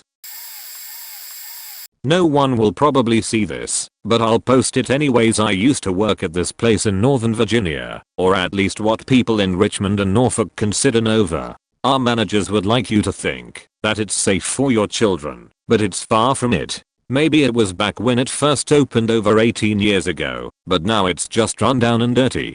There's an area called soft play that requires socks on at all times because children piss, shit, and vomit in there. There's a laser tag arena where 75% of the guns didn't properly work. One kid came up to me going, "I got no points, what happened?" Our go-karts were typically Mac jibbered into working. The worst was when I was operating our first Ferris wheel. I loaded it up properly by distributing the weight and everything seemed to be going perfectly. When I went to stop the attraction, the ride continued to go faster. My lead was able to offload the children and my GM blamed me for the mistake. He then sent me home for the rest of the day. A week later, I'm talking to one of the maintenance guys who I was friendly with. I saw that a coworker was loading children onto the Ferris wheel, so I go, "I thought they stopped operating that ride." He told me that the machine's brakes failed on one of our coworkers. He didn't know that it was me. What's worse is that our managers knew the brakes were bad. I almost injured 6 children because those cheap fakers didn't want to pay to replace the brakes. They also refused to replace the gaskets in our gas tanks, so while filling up the go-karts the employee would be drenched in gasoline. For 3 months straight, everything from the neckline of my shirt to my socks were soaked in gasoline. 2 of our managers were the worst people that I've the luck to work under. One was an alcoholic because his wife left him and his children didn't want anything to do with him. He would frequently come in intoxicated or go out behind the main building with an assistant manager and drink with him. Our general manager was just an asshole. He got his undergrad in pre-law or some shit like that, so he thought he always knew best. When I put in my 3 weeks, before I was supposed to go back to college, he called me lazy for wanting a week off to pack up and say goodbye to family members. He then said that I gave him less than a 2 weeks notice and refused to give me a reference on any other job I was applying for. Management also somehow got away with paying the 16-year-old $6.75 an hour, while the minimum wage was $7.25. I don't know how they got away with it, but they did. They'd also schedule you for 8-hour days, but refuse to give you breaks, because we both know you'll be told to leave before the 5-hour mark. Also a few times some high school student called out of work, and I got forced to work a double. They wouldn't let me take a break. Now I don't mind working a lot, but when it was 102 outside, and you're making me work while wearing a goddamn Santa hat, I would have appreciated 15 minutes cooling off in the break room. PC World UK. When I worked there a number of months ago, before I left we routinely lied to customers. We told them that we offered the best deals on antivirus or whatever and often were told to make up a high price, then offer it at the regular price and pretend it was a deal. We took price labels off certain shelves to assist in these lies. We took display products and resealed them with tape from the warehouse to sell them as new. We were sent away on countless training exercises where we were lied to about products to make us believe that we were selling genuinely good products. I remember we were used this line to help the computer N00BS tell AMD that Intel PCs with Windows 8 cannot run Android apps on them. This fell apart with the new range of Android/Windows hybrid laptops, most running on Intel. We had a score sheet in our intranet that showed us the profit margins of each individual product. I found numerous lies in this, as I was once told by my manager to convince a business sale who wanted 90 max for a school he worked with to sell a £1,000 laptop for £800. When I checked the sheet, it was saying that these laptops were bought at £940, but the manager told me that it was not an issue for some reason. We also went on a training exercise in which the rep told us that PC World had a contract with Duracell that allowed us to buy each individual pack of batteries at just 1p, a huge markup, when they are sold for 3.99. When I checked the sheet, they were apparently £2. Don't believe a word the salesman tells you. I have sold Windows antivirus software to countless fools buying Android tablets, and friends of mine boasted selling the same incompatible software on an iPad. Don't buy sheet from PC World or Currys. Also, our ultimate gaming machine in our store was running an i5 3330 with Nvidia 640. Not exactly the ultimate machine we sold it as. Best thing about it was the upgradable case, essentially meaning the only computer in store with a case that opens. Probably too late for this thread, but I have to get this out there. I work in it for a major Fortune 500 company. I worked for a few years in their global headquarters as the help desk, specifically for the top echelon of employee, CEO, CFO, CIO, etc. All of them have the same password as when I left 2 years ago to be a developer. I know this because the list of passwords was handed to me by the guy who I replaced, who probably got them handed to him by his predecessor. The thing is, I don't even think that they know how awful this could be. Imagine if someone, not me, but someone with a grudge of some kind, got a hold of that information. These are the very same passwords that would be used to access critical financial, legal, and for that matter personal information regarding the company and or themselves. They all demand that we reset our passwords every 90 days. Wisely, I might add, but they don't hold themselves to the same standard. Which is crazy. The craziest thing is, I don't think any of them think it is even a big deal. And the IT team is such pussies that they don't want to enforce the rules for these individuals because they don't want to lock them out of their account because they don't know how to change their damn email password on their iPhone. It frustrates me. TLDR, I work for a big company and know the CEO and all his peers' passwords for everything. And they haven't changed in living memory. Former health insurance company employee. I suppose the people who bash health insurance companies as the most evil around would not want you to know this. The depiction of all insurance companies as giant, blood-sucking, claim-denying machines is absolutely incorrect. In our organization, 92% of claims were processed and paid within 14 days of receipt. The other 8% were denied. Of those that were denied, over 80% were denied for valid reasons. For example, patient was on an HMO and did not get a referral. Or patient had Botox injections in their underarms for excessive sweating, but did not get that procedure pre-approved. It costs thousands of dollars for each shot and only indicated in specific situations, so it is very reasonable to require pre-approval. Other denial reasons such as a doctor billing for a cholesterol test, but only including a diagnosis code of broken ankle. So in the end, there were a small amount of claims that got denied in error, such as computer or claims processor mistake 99/100th times. Those mistakes get caught either by a quality team or when the patient/doctor called us up to bring it to our attention. I'm not aware of a single situation during my 12 years when anyone denied a claim for spite or because we don't want to pay.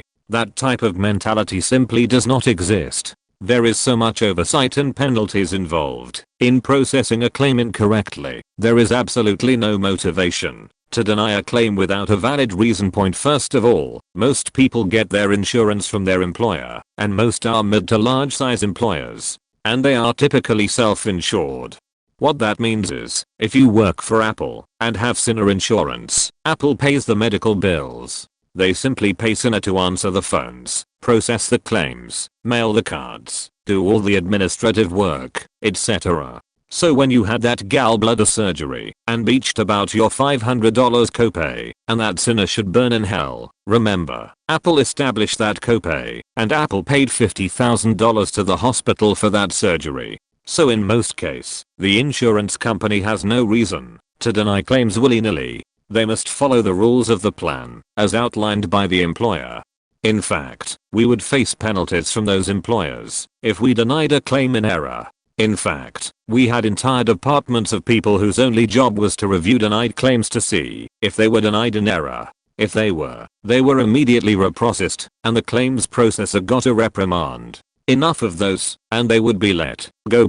I also worked with a team of nurses, over 3 dozen, whose only job was to call the parents of pediatric patients who were dying of cancer to see how they were doing, and make sure they were getting their treatment.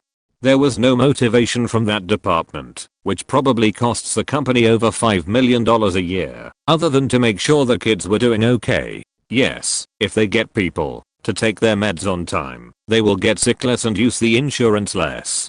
I once got a $1,000 award because I located a flaw in the claims system that was denying claims incorrectly. Are there horror stories? Sure. The newborn who was denied health insurance because being born was a pre-existing condition.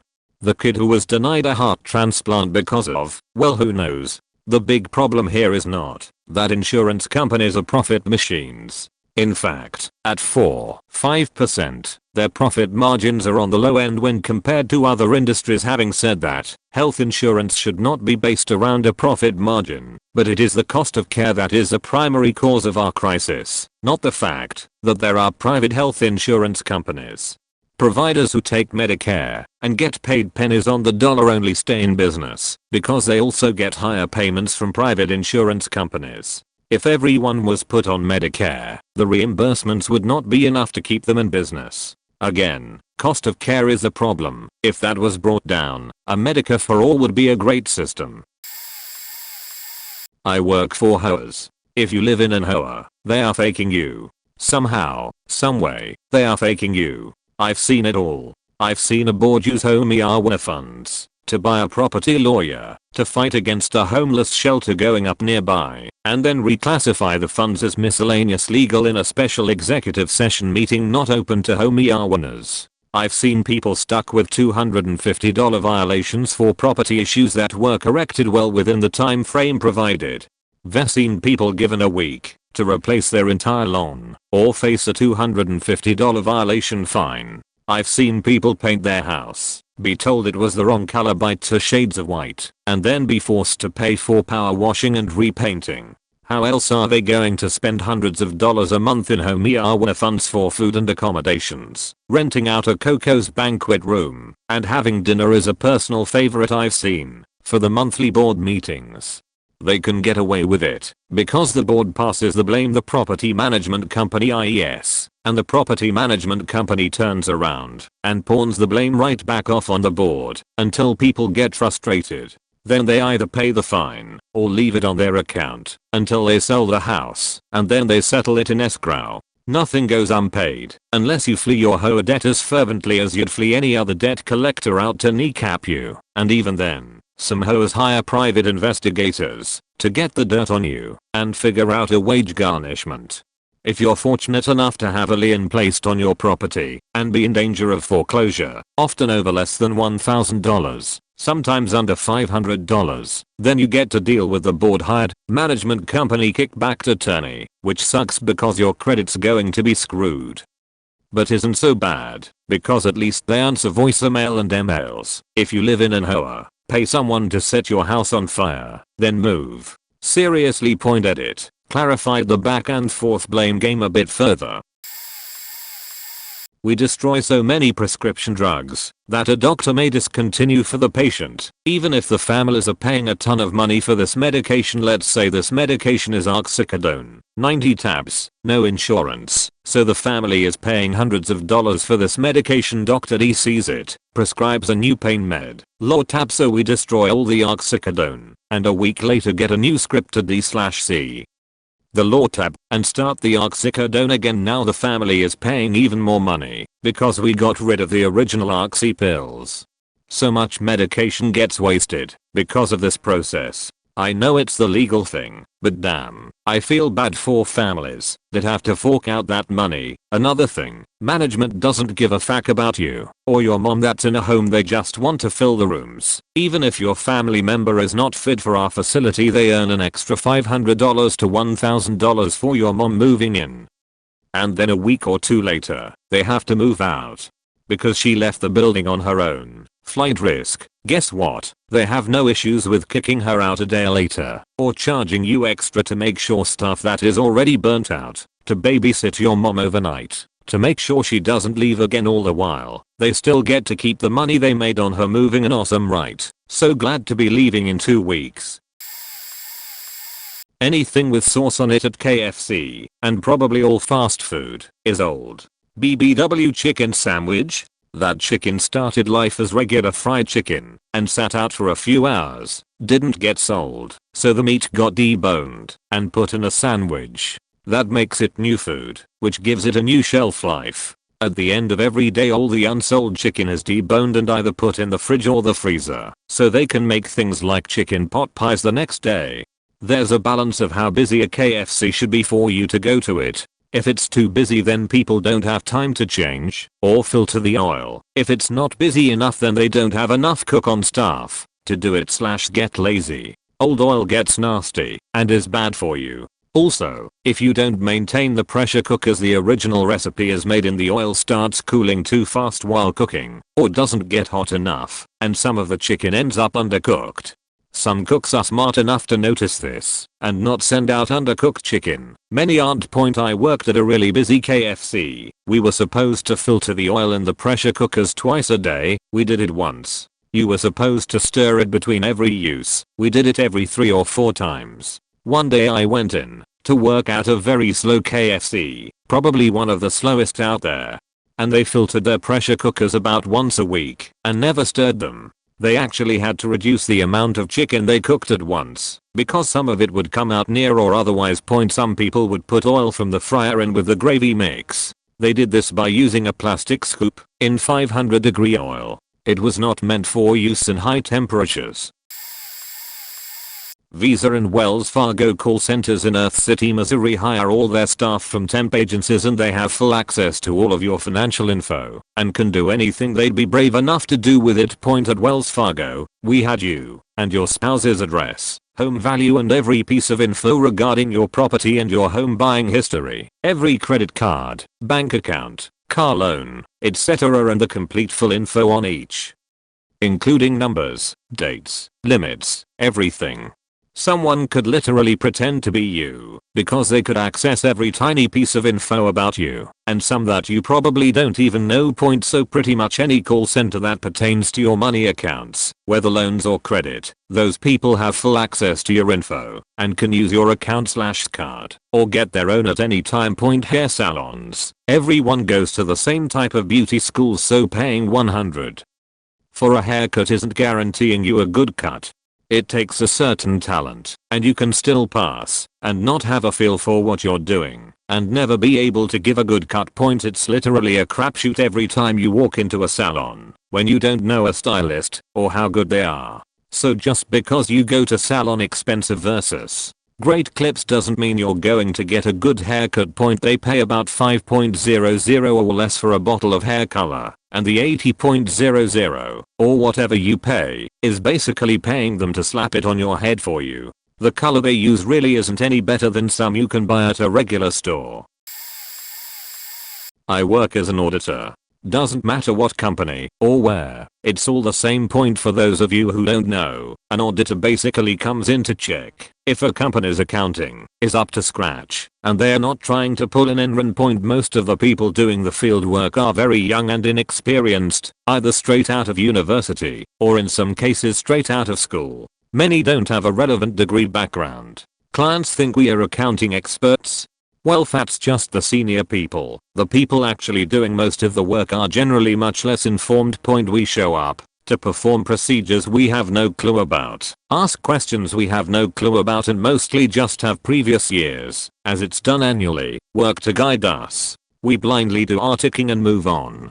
There is very little challenging of the information we are given. We just take it as it is. All the junior staff hate their jobs and spend most of their breaks talking about what they'll do when they leave. These are not idle threats. Most people do leave and the staff turnover rate is massive. As such, there is very little cumulative knowledge about the clients, except at the more senior level, but that rarely filters down into the people who are doing the field work, and it's constantly a case of I have no idea what I'm doing at the client site.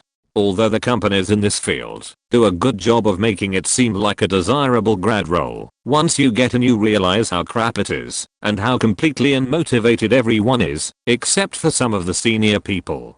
Yet you go through the motions and then get out to a better job as soon as possible. Point: proper documentation of audit work. Very key. Nope, not really. I have little to no clue what half the stuff is that I'm doing, or what those documents are for. I took a weekend job for extra cash several years back as a small systems hardware repairer for a large electronic refurbishing company. It was probably the most shady company I ever worked for.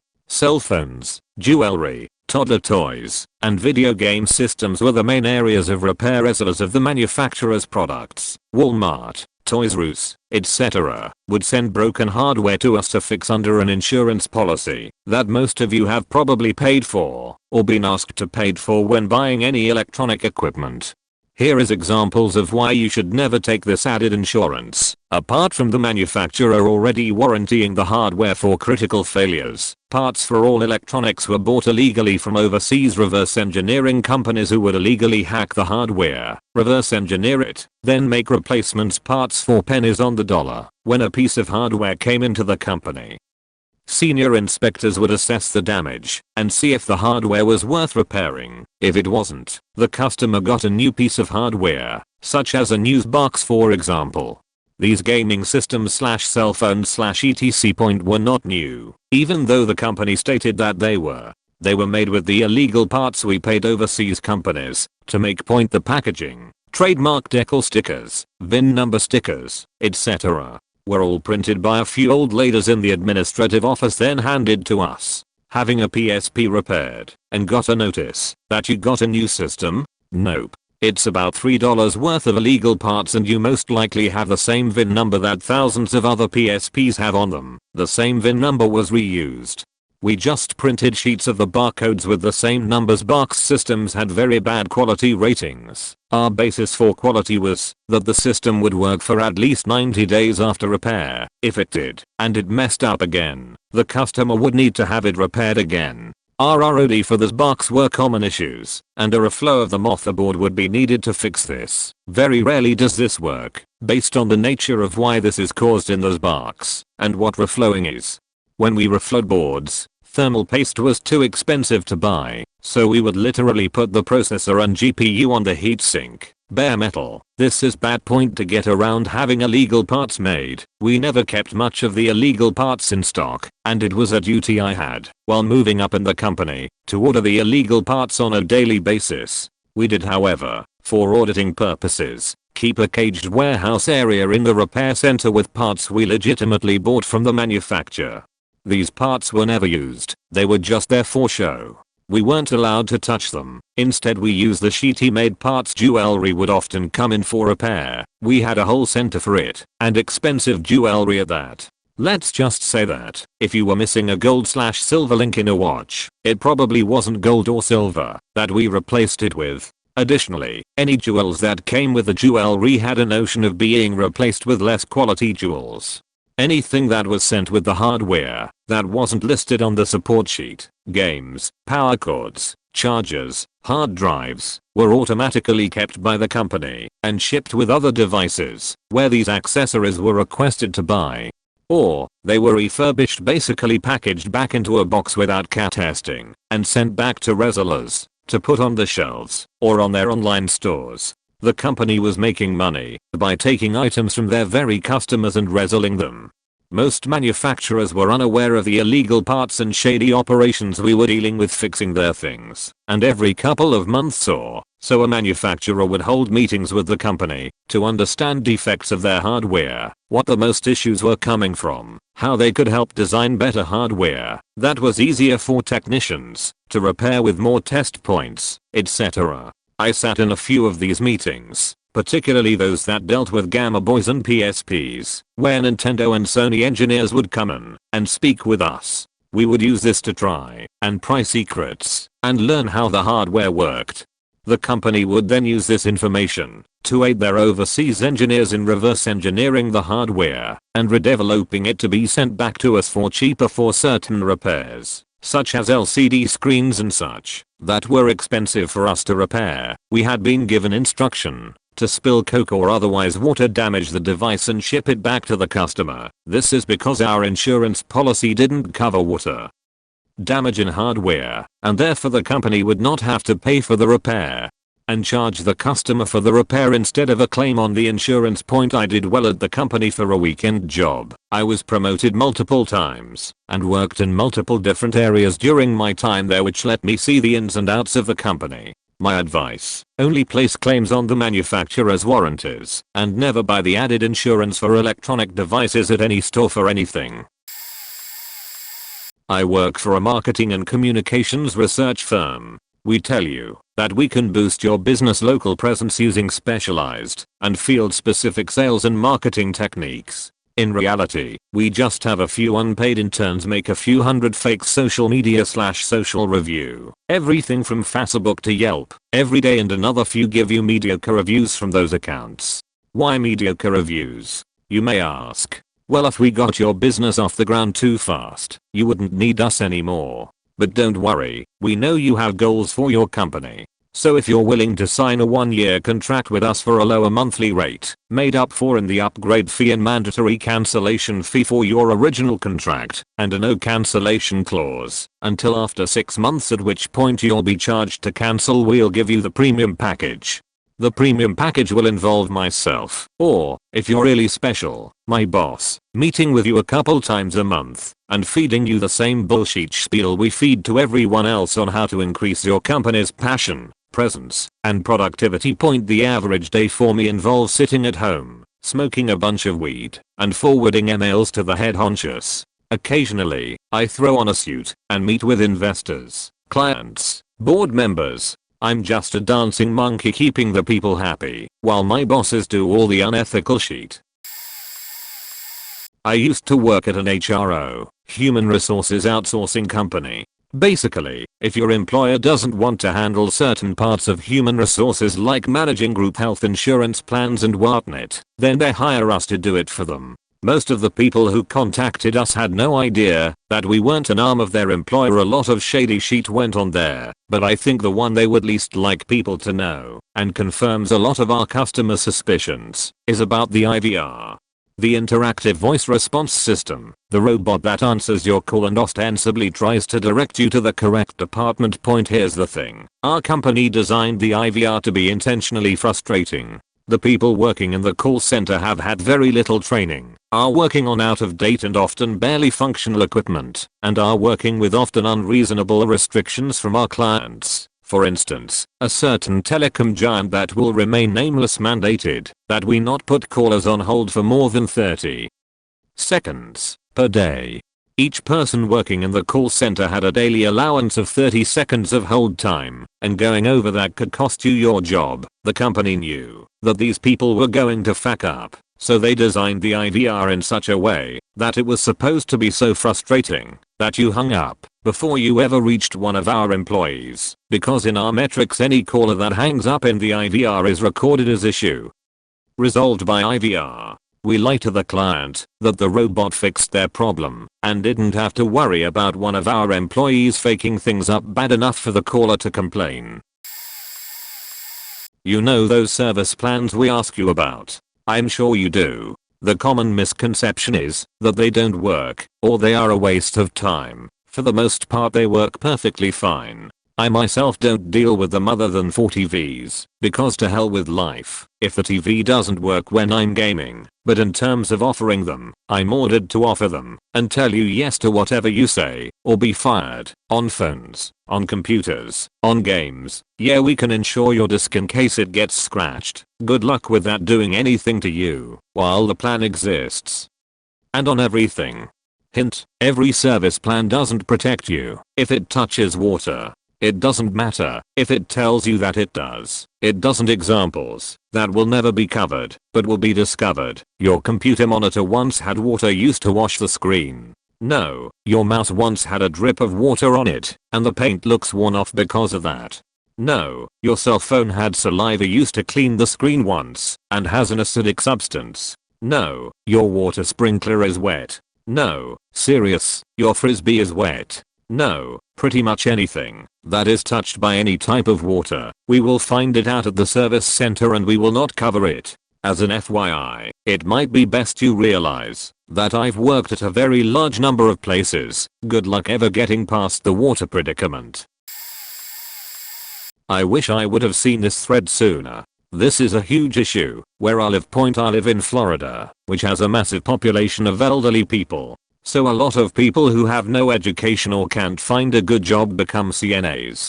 So, most of the assisted living facilities here are run by people who, the majority of, lack common sense. Where my fiance currently works, there are major sanitary and life-threatening issues. To start, each resident is assigned one towel for each CNA to clean their body with every day. There haven't been enough towels to clean each resident since he started there about a year ago. There are never enough briefs for the residents ever, so they use the chucks that protect the bed. The nurses over-medicate each resident, which causes them to deteriorate over time. When a resident has a bed sore, which, in a good facility, wouldn't even occur unless they are brought from the hospital with it, it usually ends up killing them. Quite often, residents aren't showered for as long as 10 days.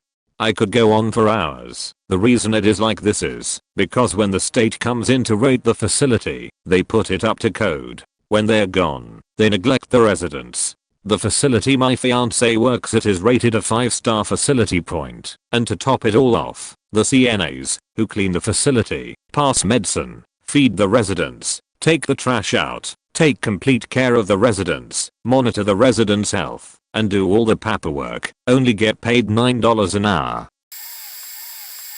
Meat department in a regional supermarket chain. They'll hire anyone, even with no prior experience to handling food. Good permit?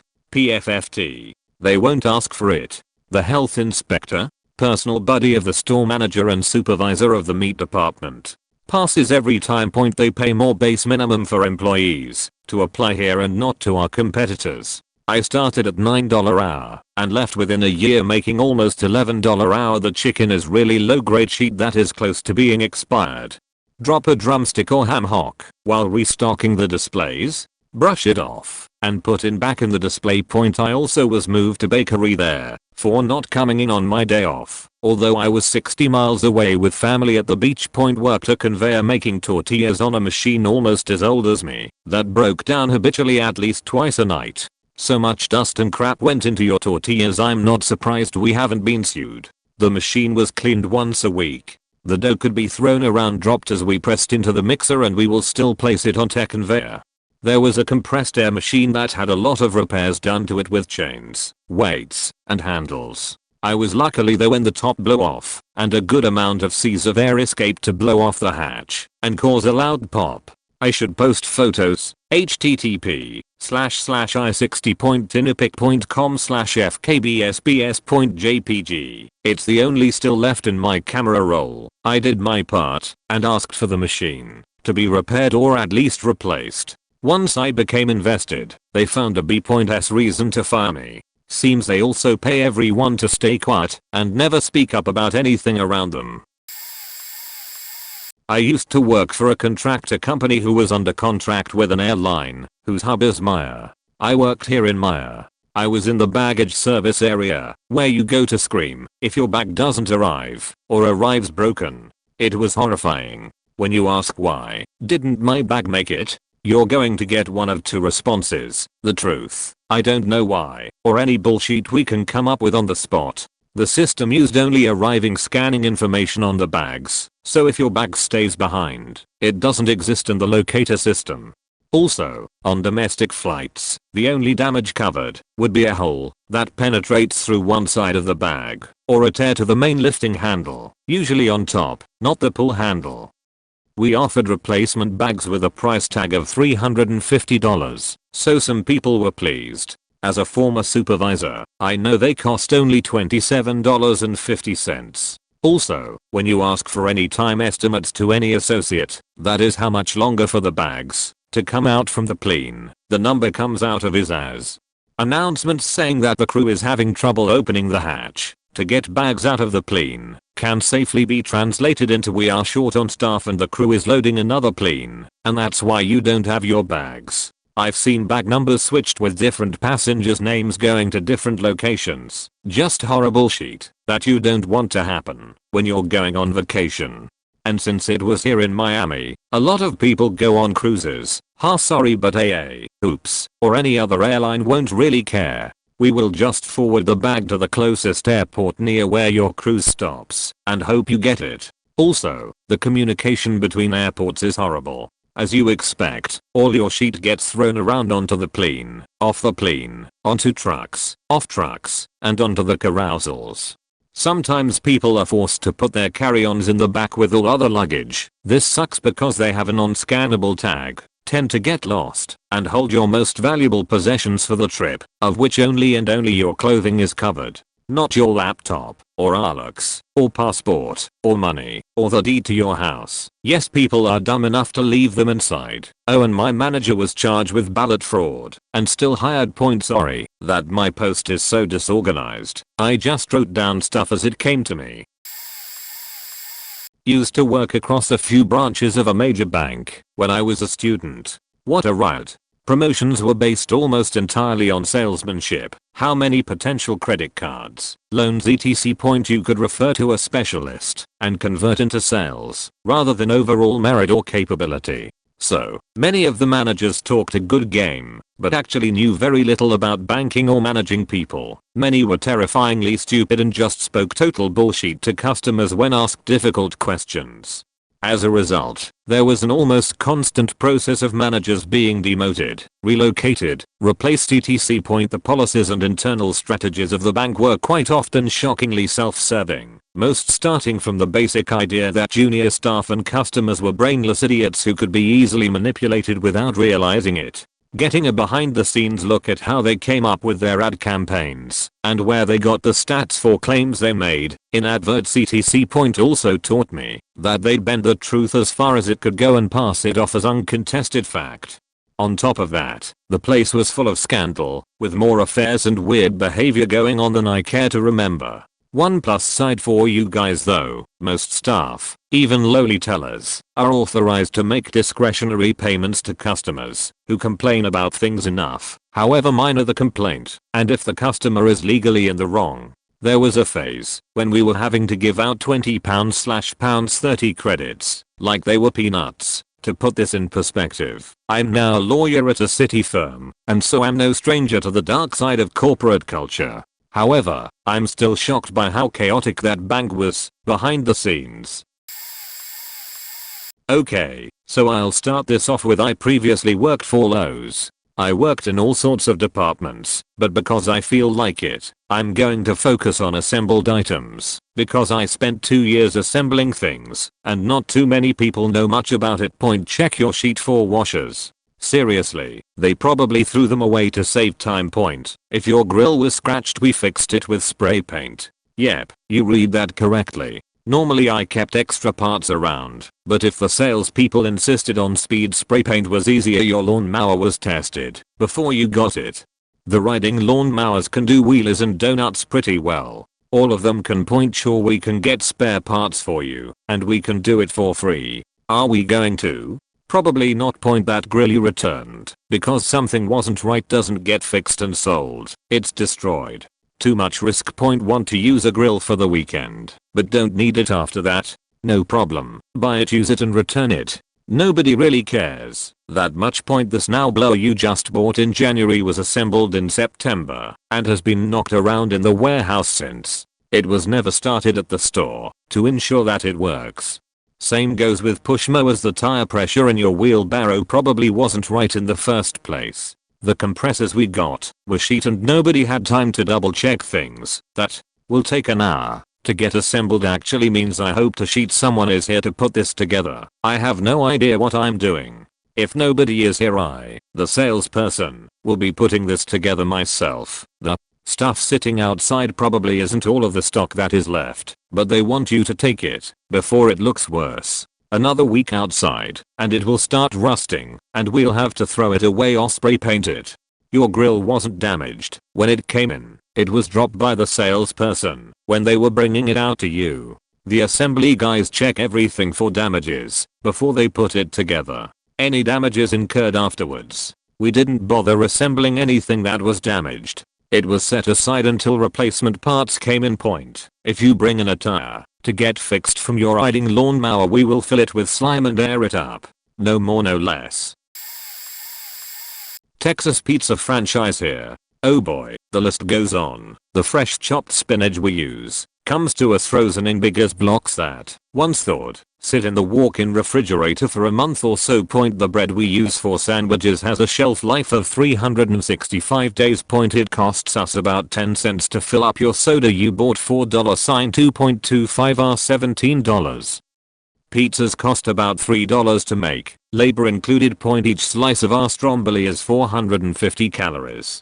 There's 6 slices per stromboli, which typically is eaten by just one person. The chemicals that clean your plates/cups/forks in our dishwasher ran out long ago and won't be replaced by the owner. So yeah, just hot water is sprayed on everything and is then called clean. None of your $2.50 delivery charge goes to the delivery driver. It pays for the store's insurance for lawsuits if we get in an accident and decide to sue. The chemicals in the sanitized we use on the tables contains a heavy dose of bleach.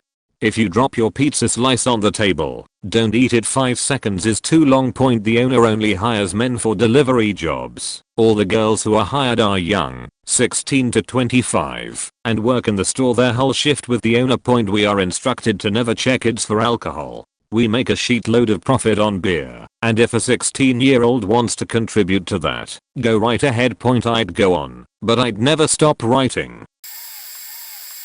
I sterilize surgical instruments at a major American metropolitan hospital that consistently ranks highly in US News World Report's best hospitals list. Without going into excessive detail, sterilizing surgical instruments generally takes 3 to 4 hours to do properly. Surgeries are routinely scheduled one after the other that require the same set or sets of instruments, or they are scheduled in such a way that a certain set of instruments is being used in one surgery and also needs to be ready for a different surgery shortly after.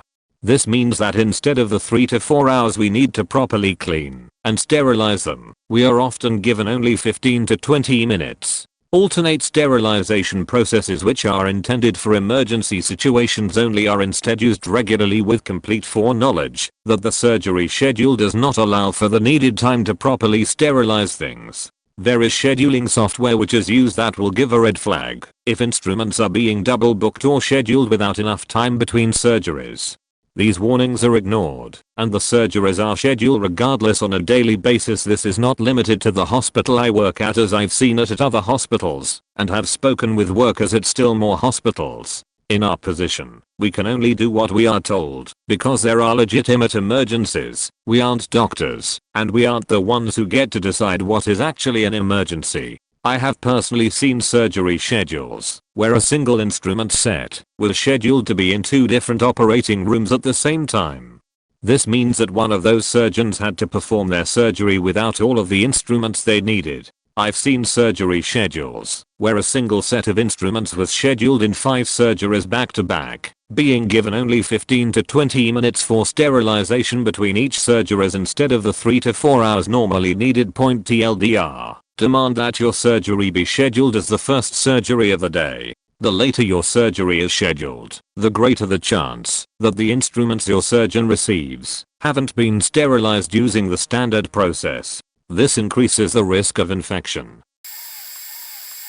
I used to work at a pizza place. The pizzas cost us about $3 to make with the ingredients and electricity used from the oven, and we would sell them for about 5 times that price point. I used to work at a cafe, and they microwaved their scrambled eggs. They would leave raw food on the counter for hours at a time. They followed just enough health regulations to get by. I used to work at a daycare, and they would always have the children over ratio. The kids would often get yelled at by staff and weren't treated as you would want your child to be treated. The teachers were fake.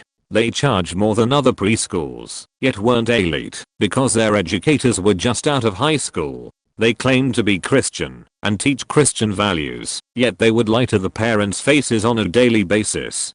This preschool is the reason I will not put my son anywhere until he can talk and let me know if something was going on. I worked at a jewelry kiosk, and you could buy like 20 nose bones for the same price on Amazon for the price of one at that kiosk.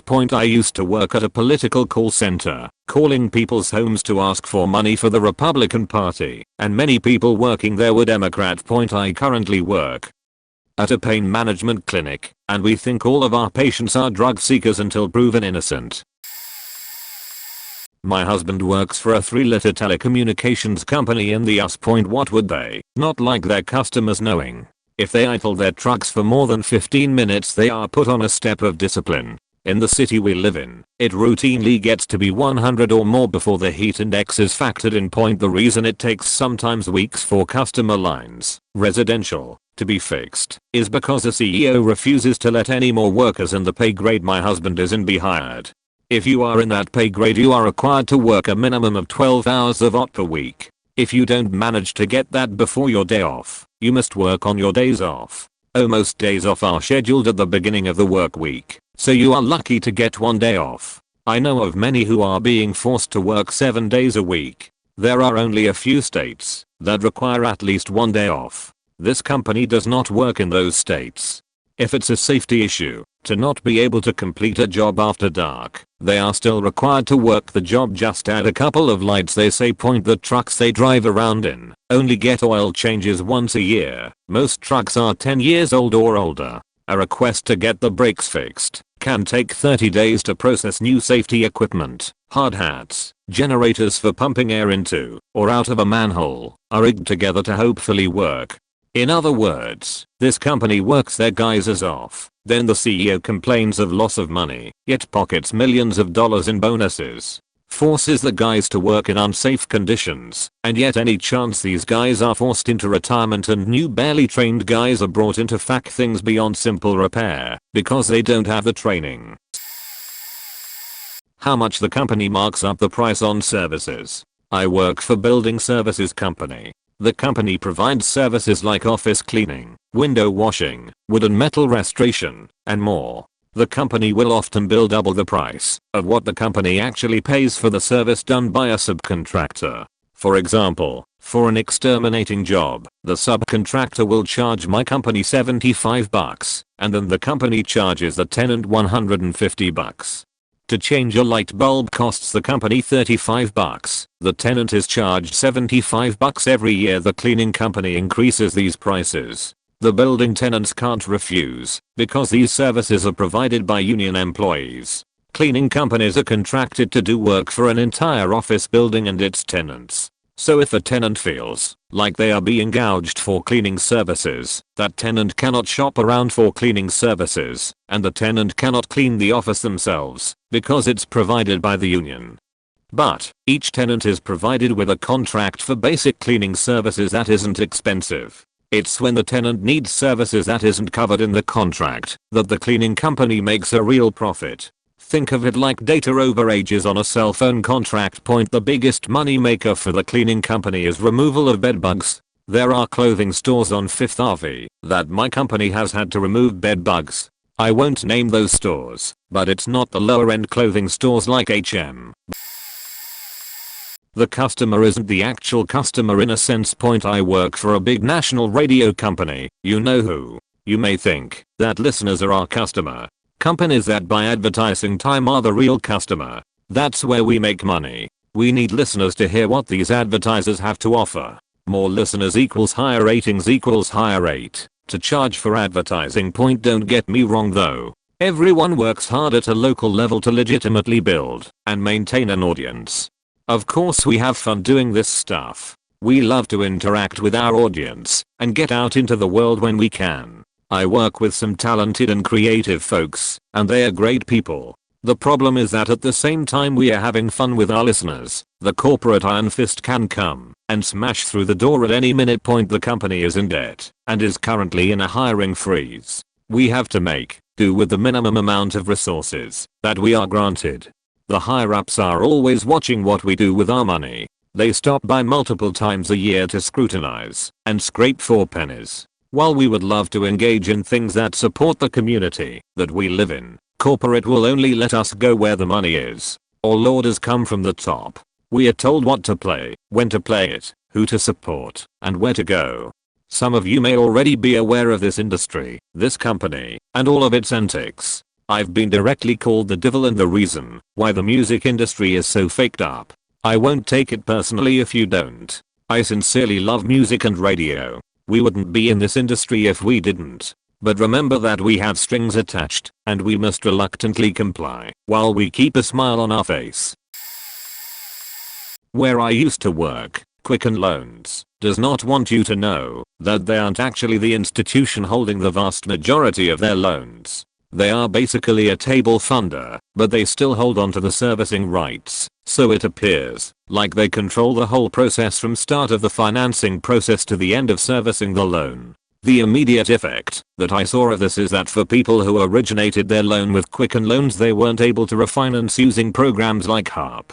Even though we were partnered with servicing companies like Auckland and Ceteris to refinance their terrible loans, and the only requirement was that you hadn't been late on your mortgage in the past year. When it comes down to it, they have a huge front-end facade to hide a back-end that just isn't there. They sell all of their mortgages to somebody, whether it's the government, FHA, private investors, big banks, and just one investor for jumbo loans, or Fannie or Freddie, semi-government agencies. Also, lots of the people there are good people, but the turnover is atrocious. Maybe 10% of people last a year, and they are constantly hiring people to basically find the most mindless but trainable salesman. The odds are you are going to get somebody who has been there less than 2 years and are trained to be positive and happy, using analogies and branding to turn your no or maybe to a yes and make you do it today. There are some good reasons to work with them, and I'm sure some of this criticism goes for most lenders.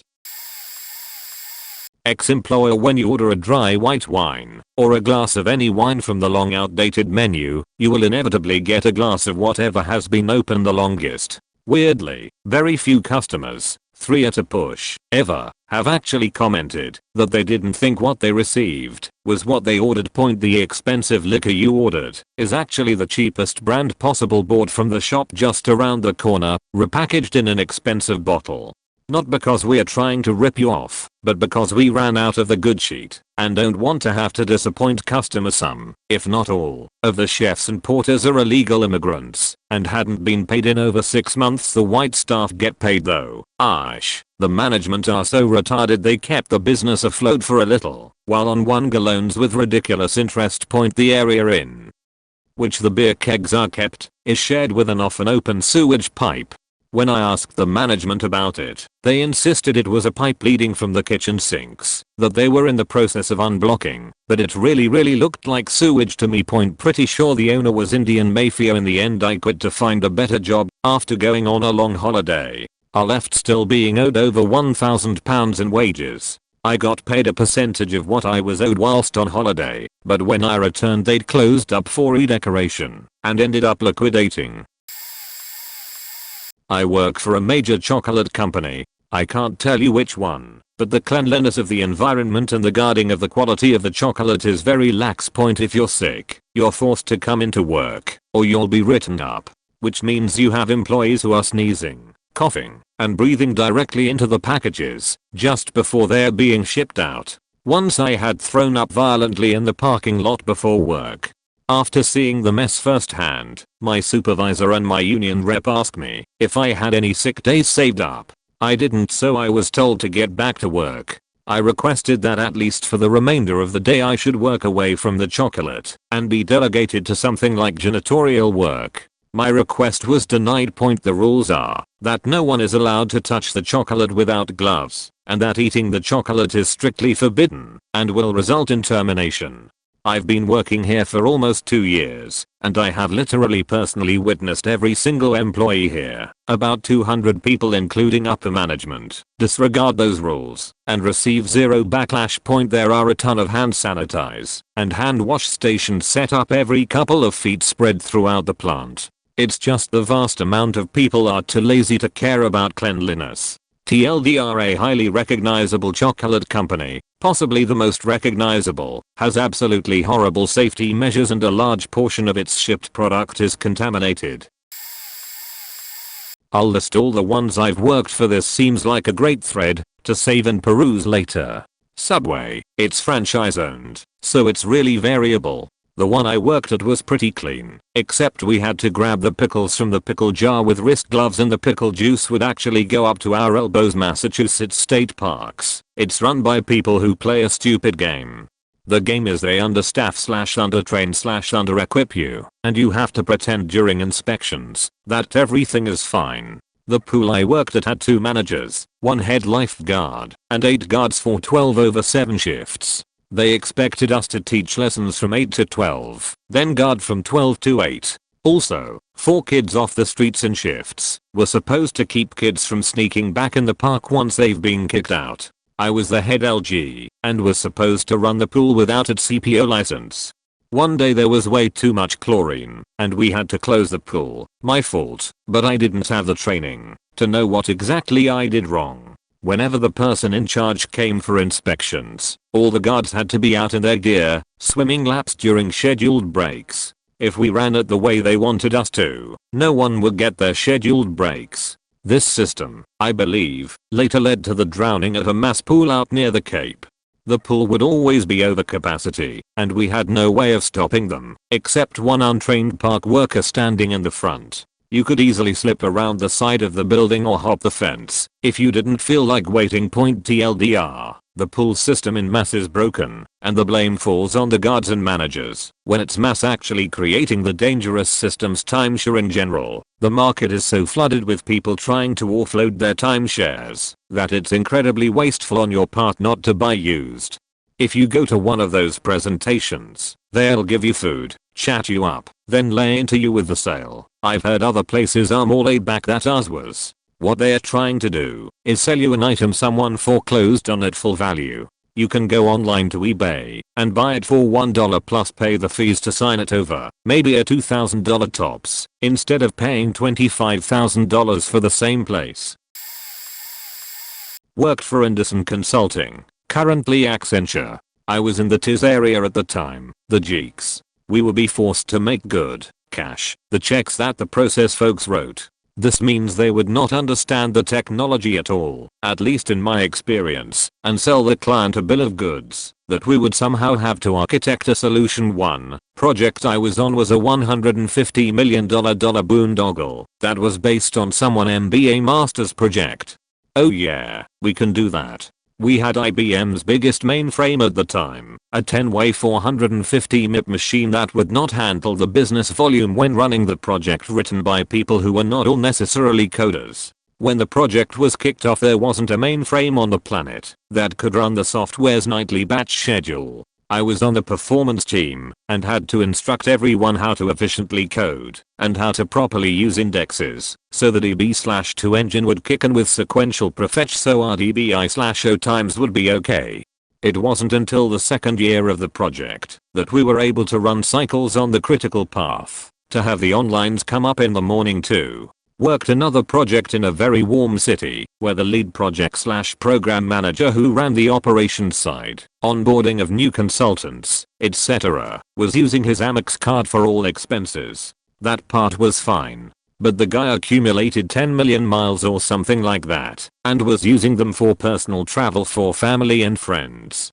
The client was American Express. They put the stop to it point. All in all, they overpromised and underdelivered. If they didn't have the early funding of the accounting side of the house, author Anderson, there is no way they would have made it. Bad business practices. Cost overruns directly billed to clients. Very nearly illegal visa management for Filipino employees. Everyone that was over was on a student visa. This screwed a friend of mine who married a Filipina.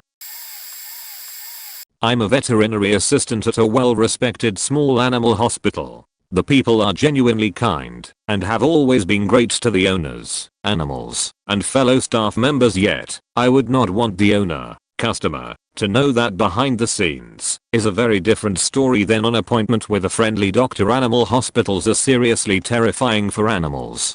Why wouldn't be? Strange sterile environment, several animals barking and crying, being held down / restrained for procedures, and being around unfamiliar with people. Seriously, it can be dog hell. I personally struggled with working at an animal hospital at first. Mainly, it was because of the crying, howling, and barking of animals. It wasn't until I realized that though I absolutely love animals and am dedicated to their health and overall wellness, they are just very confused and scared.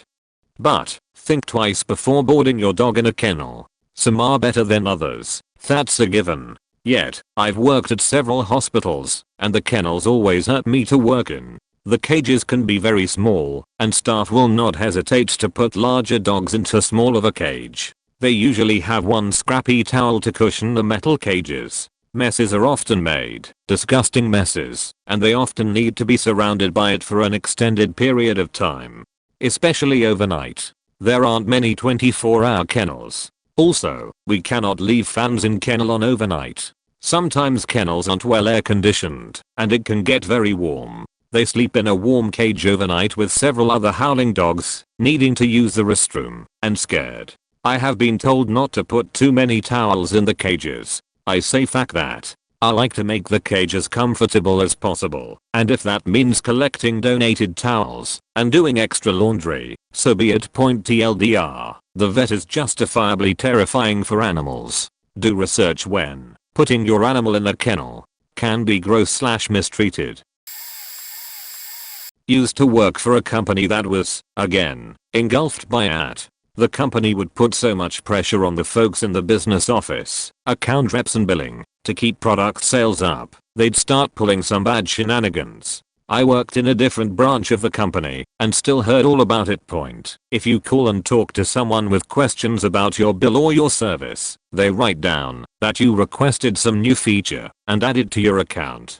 So when they used to charge for 69 or distinctive ring, you'd get it when you didn't ask for it. If you didn't notice it on the next bill and call to have it removed, it would count as a sale for that sales / service rep, and they'd get to keep their job if they did it to enough people. Back then if you had DSL you would get a dial-up account as backup, and for when you travel, for free. Then when a DSL customer would call me with an issue, I'd see on their account, and I didn't have the access to correct it, that they were paying for dial-up access on top of the DSL service, nearly doubling their bill. Same company would sell DSL lines faster than the manufacturers could deliver the equipment, so the guys working in the central office would often unplug an existing customer's DSL feature, so they could plug in a new customer and get them up and running for enough time that they'd have to pay the bill for it. Then when they called up yelling about an outage, the original customer would get the line again. I used to work for a major chain restaurant and I can't speak for every single one, but at mine some disturbing things happening were that foods kept on heat were used past hold expiration times. If something had gone past its hold time and had dried out, milk or water would be used to make it appear presentable. I know cooks there who had tried to throw away refrigerated food that had expired, but were told by management not to. The iced tea served there was made fresh every day, but I know very few servers who would clean out the tea urns properly, like I would at the end of the night. There had been times when I cleaned them that the stopper, or whatever it's called, would be full of build up / mold nastiness. This restaurant is open on Thanksgiving and bread was saved in the walk-in fridge for a month or two prior, in order to make stuffing. All the bread saved was the leftovers at the end of the night that had been sitting in a hot box for X amount of hours and then put directly into the walk-in in a large plastic bag and left there until it was time to make stuffing. There were times when we were not provided enough gloves from management because they were expensive and the store was trying to save money. Blah blah blah. From what I know, this isn't really an issue anymore, but it has happened in the past. Another post point: I worked at a fast food chain. The supervisor you see, who's all hyper and ready to help you with whatever you need. Meth, cocaine, etc. Our supervisors would routinely use drugs on the job. Honestly, I can't comprehend how these people even get hired. I worked at the store for about 2 months, and during that time we had 2 supervisors fired. One for being arrested for sexual assault and trespassing, and another for something I couldn't get the other manager to tell me about. Then the person they replaced them with had previous charges of sexual assault. Not to say that all my supervisors were absolute shit. We had 2 to 3 on all busy shifts at a time, but the ones who didn't suck do not get promotions. They would tell me about how they were on hold for over a year waiting for a spot that was filled by a convicted felon who routines abused drugs at work. Seriously, some of the shittiest people on earth. Also was asked to take food out of the fryer early, against code and regulation, to bring down the drive-through time. If you really hate someone and want their life to suck, and they just happen to working a drive-through, go through it. Take about 5 minutes picking something to eat. Take as much time as possible getting to the window, and when you get your food, demand for a refund. The whole process should take about 15 minutes, and when that clock above the window averages above a certain time, the computer automatically sends a report to the regional manager and someone gets beached out. Also, if you want free food, order something correctly like a cheap burger. Then, when the food comes up, say you ordered something else, you will 100% of the time get a free burger and the cashier gets beached out. Former bargain to mid-range department store employee. We were coached to use very unethical techniques when pushing credit card accounts onto customers. First, we were taught how to profile customers and concentrate on pitching the accounts to people who demographically might not be particularly savvy about financial matters and either wouldn't think to read the fine print first or understand what it all meant, which included immigrants, the elderly, and young adults. We were also coached to push hard on people who looked like they might not be able to afford all the things they needed or wanted to buy. Young couples, especially with babies, were a big demographic to target because they needed stuff to set up house and for the baby, and generally didn't earn much.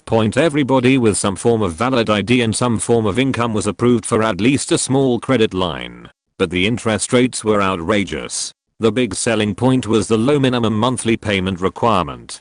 We were to explain to them that they could qualify for up to $800 in instant credit with minimum monthly payments of as little as $12, and really hype it up like these people could walk out with nearly $1,000 in merchandise and only pay $12 a month for it with no strings attached. What we were not allowed to explain or disclose in any way, shape, or form was that the minimum monthly payment wouldn't even cover your interest, much less make a dent in the original charge.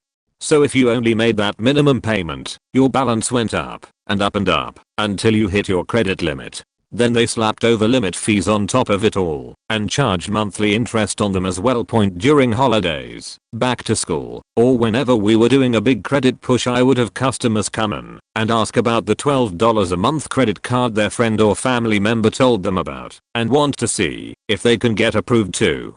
It always made my stomach turn a little because these people had no idea what they were signing up for. I know it's their responsibility to educate themselves about these things, but it still felt very predatory and wrong. We were told that our responsibility was absolved when we handed them the pamphlet with the terms of the account when they were approved and got their receipt printout instant shopping pass to use until the actual card came in the mail.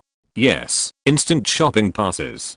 Hype them up, get them to spend, and spend right then and there, before they have a chance to think about it, or come down from the high of having been approved. We also had a quota to make, and if we didn't sign up enough people every week, we had to go off the sales floor during working hours, and go into the department office and watch educational and motivational videos on how to sell credit cards.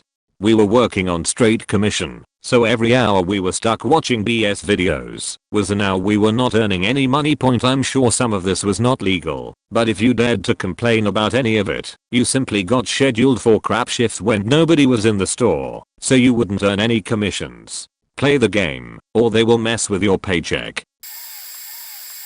I quit my former job as a disability insurance manager this month partially due to the following reasons. When a disability claim is approved for a month or more, then a lump sum of money is set aside for the life of the claim. This is called the claims reserve. If a claim is denied before the reserve is depleted, then the remaining money is put back on the company books as profit. My former company claims not to care about denying claims, but in reality it's all anyone cares about.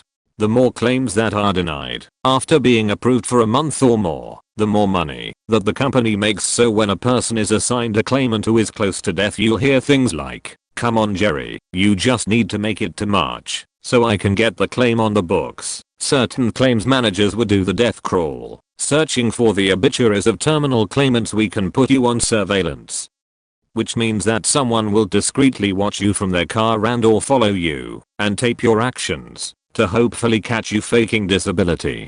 This has been legal for over 50 years via court rulings. There is something called pretexting, which is where the insurance company will set up situations to cause claimants to have to prove their disability. For example, sending someone a package waiting over their claimed lifting restriction, or staging a garage sale to speak with the claimant without the claimant knowing the true nature of the conversation. My company wouldn't do this, but others will. I used to work for a smoothie chain in the Santa Barbara area, and there are so many things I don't even know where to begin. Black mold in the orange juice machine and in the orange juice containers, from which we pour orange directly into customer smoothies. They charge you 0.75 cents extra for 5 to 7 leaves of spinach in the supposedly green power drink, or 0.75 cents extra for half a leaf of kale in the kale smoothie on a smoothie that already costs $5, on the grounds that you are going green. The spinach one is only green because we dump green tea powder in that sheet. The rest of it is ice cream and sherbet. Their entire marketing scheme caters to people who think they are getting healthy drinks when really all the drinks are 80% sherbet or ice cream. They call it ice milk so it sounds better, and 10% frozen fruit. It's all sugar and fat. The only healthy drinks are the fresh juices, and in those the produce isn't washed even once. It's disgustingly common for carrots and oranges to have bluish mold on them, and good God, do not get me started on the bananas. We prep 5-gallon beans of bananas for easier scooping into blenders, as it gets very busy and efficiency is a must. But bananas immediately begin to go brown once peeled, as everyone knows. So sometimes, on a slow week, you can have a bin of bananas that has been in the fridge for 2 to 3 days. A brackish, brown slime begins to accumulate in the bottoms of the bin, which I endearingly call nana juice, and it is definitely one of the more foul substances in the store. It smells rank and it also goes into drinks every single day. Yum.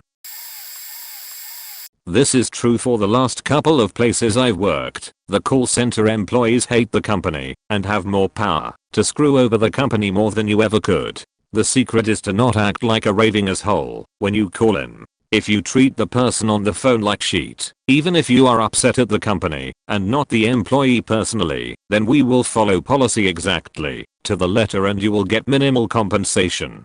Treat us like human beings and we'll move mountains for you. We know every crack in each policy and how to vet you better deals, free equipment, etc. The company banks on their frontline employees getting treated like human punching bags and to not give customers things out of spite. It's just human nature. And if you try this and you don't end up getting what you want, then chances are it is just one of those things that really cannot be changed. Don't go on some rant and say alls ya gots to do is just mash a button on yours computer rage.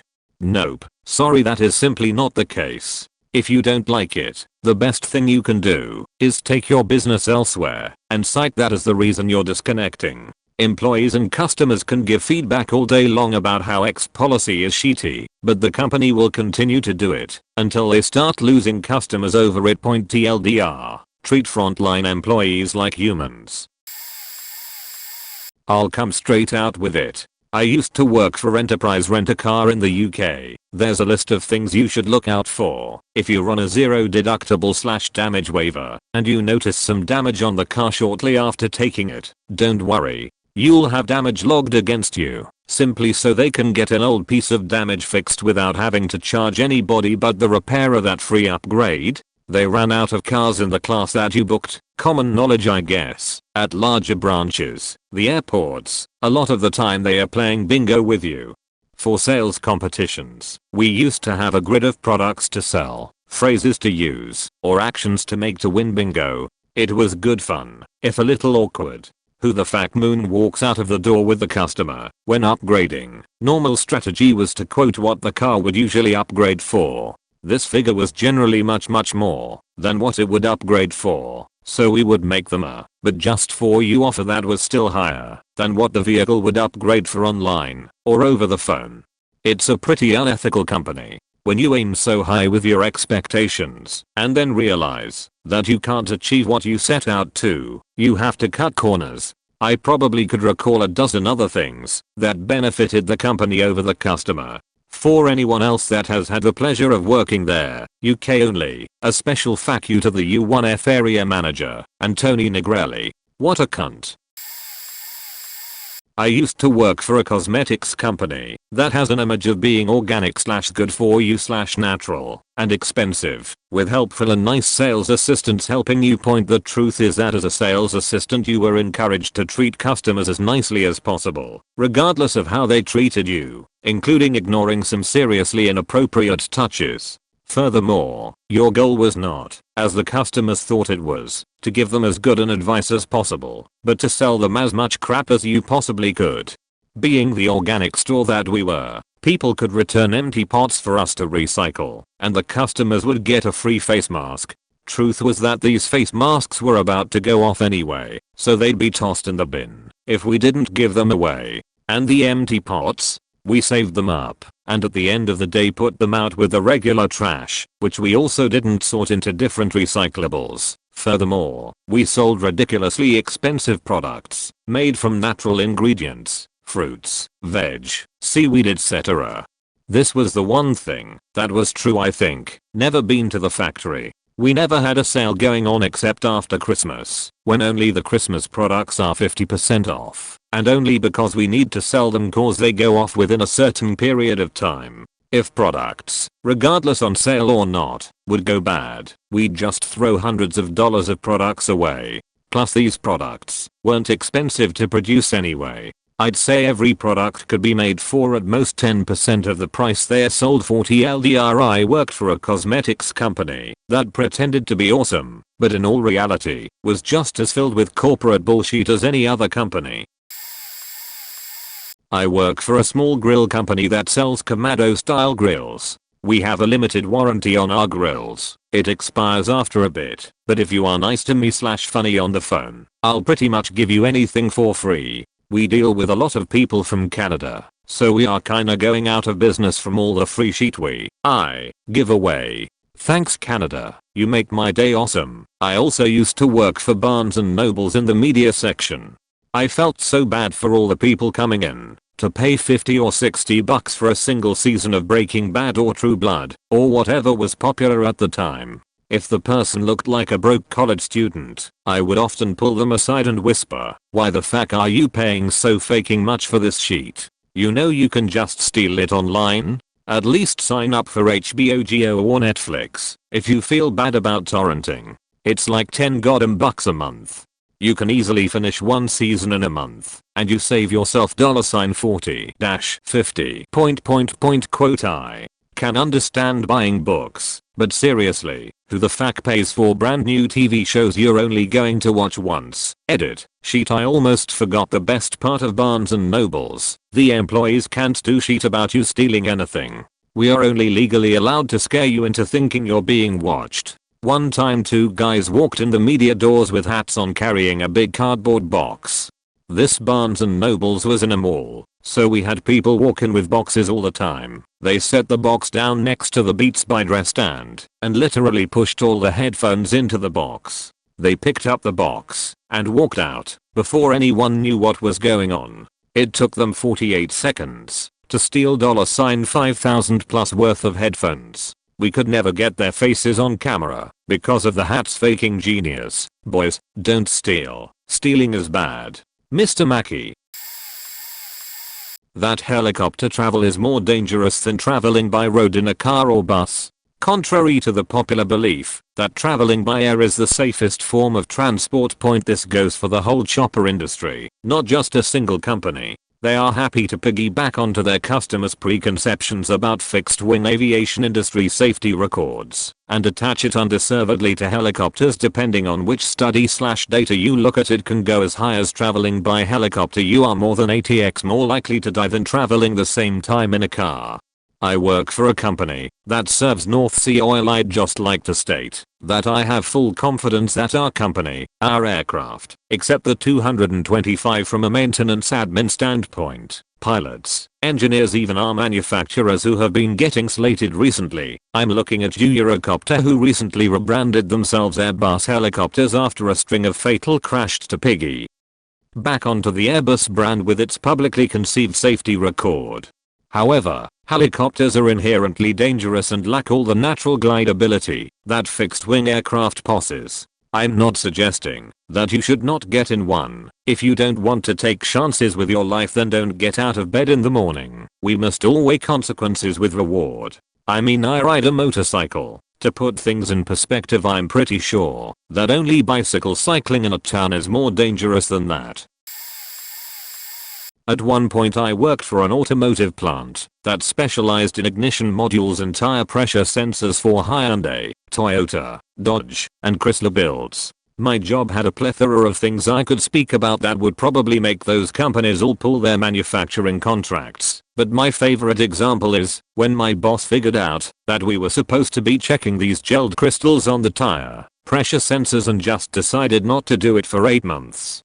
I knew the circuitry and had enough general knowledge of the part that I got selected for the puppet show. When Toyota sent a big wig to tour our plant and she realized they'd be looking for that, she had 3 of us build a fake station with a mantis microscope and had me sit there pretending to check the magazines of hundreds of these sensors that our quality department had looked over and knew were passable point. So I sat inside through my lunch at a fake workstation we'd assembled in 10 minutes, checking known to be good parts so that when the guy walked by it looked, at a cursory glance at least, that we'd had this station and were doing everything to specifications I was contracted, and because of this the friggin' plant manager offered me a steady staff job instead of working by contract. That place had a new violation to sweep under the rug literally daily. If Ocean knew half the shit we saw and looked the other way on, our plant would have been boarded up and closed down a long time ago. I used to work at a coffee and gelato shop that also sold other food. First of all, the place was a pigsty. It looked really nice in the front, but the back of the shop was a faking disaster. The owner would water down the soap so he didn't have to refill it as often and get upset when I replaced it with real soap so customers could actually clean their hands. He also refused to keep paper towels by the sink in the back except for when he knew the health inspector was coming, because it was health code to have a sink with soap and paper towels for hand washing. He also watered down the soap and sanitizer for the dishwashing sink. He would have us mop the floor at night, a normal thing to do, except for the fact that he refused to buy an actual mop. So we used a broom and a rag with boiling water, which was a huge pain in the ass. The milk fridge was leaked, and there was constantly milk on the floor, which I did my best to mop up with the broom and rag combination, to little avail. And then there was the panini grill, which was actually my biggest qualm with working there. It was one of those non-stick ones intended for home use, but it saw a lot of use in the shop. First of all, he forced us to keep it on all day, which, as some of you know, causes the non-stick to produce carcinogenic substances. At the end of the night, he wanted it cleaned, again, normal, but he tried to force us to scrub it with a steel brush, which took the non-stick right off of it. So I once again refused to do that, which I would hear about via text every time he noticed it. The non-stick was literally coming off to reveal the aluminum below it. His justification was everything causes cancer these days. Needless to say, I quit that job and moved on to better things. The restaurant industry is disgusting. I try not to think about what goes on in other kitchens that don't receive a review like we did. This is actually a bit of an important thing and is only partially related to the company I work for. It is one of many storage facilities in the US. We are forced to sell locks to new rentals. We are supposed to tell them that our locks are super awesome and will keep their good safe point. What most people don't know is almost every lock that can be purchased for $20 or under use at most 6 different tumbler sets. So there's only 6 different pin settings that the locks are set up with. At my property there are close to 600 units. Renting there and buying the lock gets you a key that could open possibly hundreds of other units. I'd say this is shady as hell, except that's just the nature of cheap locks. We don't manufacture them, though they are branded, and pretty much every other cheap lock manufacturer does the same thing. This is probably too late to get much notice, but I thought it should get more attention than it currently has. The easiest way to deal with the problem is actually to purchase 2 different locks and check the keys aren't the same. That way even if someone can open one they more than likely can't do both. Also don't use normal padlocks. Disc locks are much better, since it takes a concentrated effort to cut those as compared to padlocks, which I can generally remove with a hammer. Used to work at one of the biggest Australian supermarket chain, Woolworths. For anyone interested, I worked in almost all the departments including front end, checkouts, night fill, groceries and produce point. If you've paid for an item and it's the wrong higher price, we will let you keep the item and give you your money back. If you haven't paid for the item and it's scanning at the wrong higher price, if you say something we will sell it to you for the lower price. When working in the produce department, we swept the floor if we felt like it once a day. We have bad stock all over the place. We leave boxes on the floor and on top of bins. We clean the knives with water and just wipe the bench with a cloth and maybe spray point. You need an item as there's none on the shelf. I happen to know there's some out the back, but you're rude, so I'm just going to say we don't have any point. If we don't have an item and you want to know when we will stock it next, I can easily look up when the next delivery will come in. But if you're rude, I'll just say I don't know. If you need help and I don't know anything about that department or question, I will go get someone who does. If you are rude, I will tell the next person and they will do the minimum amount of work to help you point. If you tell me to hurry up because you're in a rush, I will go out the back and spend a few minutes chatting. If I'm on checkouts, I will purposely scan as slow as I can point. We know you are stealing, but we won't call the police unless you're violent or stop you, as we don't care and aren't allowed to touch you. However, we will say, are you going to pay for that? Which translates to we know you're stealing, but going to pretend we don't. Those alarmed pillar things that you walk through don't actually beep on 98% of the products, and half the time when they do beep it's just your library card or video store card. Point when using self-serve, a staff member is most likely keeping a mental track of your beeps to ensure you aren't skipping items. Yes, we are told to stereotype based on race and age. Where I live in particular, it is mostly correct to some extent. When pre-packed produce, 1 kilogram pre-packed apple/pre-packed salad, that sort of thing, expires, we normally just open up the packet and add it to the loose display. For example, if a pre-packed punnet of pears expires, we will just open the packet and put the pears on the loose pear display. Point we throw, slide and toss all the stock around the back dock and down the aisles. If we drop produce on the floor, we will pick it up and put it back on display. Meat, produce and deli items are often left in the hot back dock for hours. Stuff like strawberry punnets. If we discover a moldy strawberry in it, we will take it out and put it back on display. Point if you toss bags or your change on the counter, I'm going to pack your items as badly as possible. Point if you come through express, 12 items or less, with a full trolley, shopping cart, and you are decent and friendly, we will serve you. If you are rude or arrogant, I'll send you to self-serve. I've worked at a certain company twice now, once in a supercenter and once in a neighborhood market, NHM. There are so many things they try to keep from the customers first. Other than salaried members of management, no one can do anything to help you other than what is in their job description. Yeah, I can help you look for a product, but you want a discount on a broken item? I need to speak to management. You have an odd request. If it breaks any molds, I have to talk to management.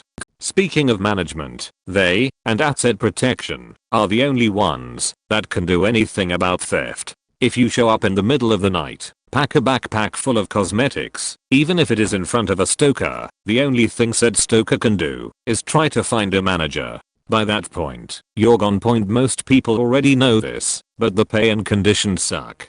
That is one of the reasons that you won't find anything that remotely resembles good customer service.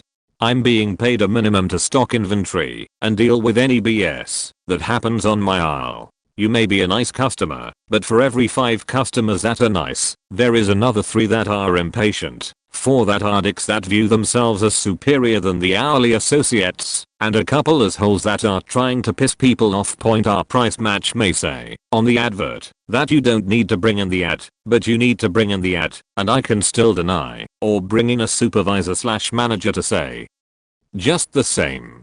Want to get the most for your money? Treat me and my co-workers with respect. Yes, part of my job is to assist customers. Yell, get pissed off, or try to be a dick to me, and I can find a reason to work in the back, give you vague directions to some Tartarus of a corner of the store, deny all your ads for price match, and generally screw your shopping trip to hell. I have and will point pull sheet like leave your music blaring on your phone, walk around smelling like sheet, or be accosting on the senses. The only thing that keeps us from kicking you out is no customer has said anything yet. Customer complaints about things we can control are one of the few things that we actually take seriously. Just don't complain too much, you may get what you want, but see the paragraph above this one. The bathrooms may be scrubbed down once in a week. That floor is still nasty, even if I ran a somewhat soapy mop over it. Ignore the sign that says you can tell management. Everyone except maybe the store manager does. The company probably doesn't want you to know about this, but our turnover is something of legend. It is perfectly reasonable to cycle everyone other than management and about 10% of the floor staff over the course of about 6 months. This means that the number of cashiers, floor stockers, and whatnot usually has a very small amount of experience doing their jobs. And that training we do on the computers? It's rubbish. Finally, there is a reason that I don't buy frozen goods where I work. I've stocked and see them stocked. At neighborhood markets at the very least, frozen is regularly the heaviest section for pallets and case counts. They usually have a deficit of workers because it sucks to work frozen goods, and there is such a high demand for speed and productivity that all sorts of corners are cut. Officially, no cold chain merchandise, aka frozen, refrigerated, and certain produced products is supposed to be outside of a refrigerated environment for more than 20 minutes. Good luck with that. If you're lucky, then they are pulling pallets to the sales floor in frozen. This is the best of all worlds, because the pallet will insulate the boxes on the inside of the pallet stack. If you're not lucky, they did what we had to when I was working frozen. Parking pallets in the open door to the freezer, downstacking them to carts, which usually took about 20 minutes in and of itself, and pulling those to the sales floor to be worked. However, what has actually been happening recently has been the overpass crew pulling pallets to the sales floor, downstacking the frozen merchandise onto the floor in front of the door that it goes in, and leaving it loose, at or above room temperature, for as long as it takes to actually get to stocking the merchandise. That sheet is thawing, and the only reason that it is not more obvious is that the cardboard is actually getting wet off the condensation. There is a way to check. Basically, if the ice cream is frosted over, don't trust anything in the frozen food section. If there is a solid layer of frost, that means stuff is thawing and refreezing.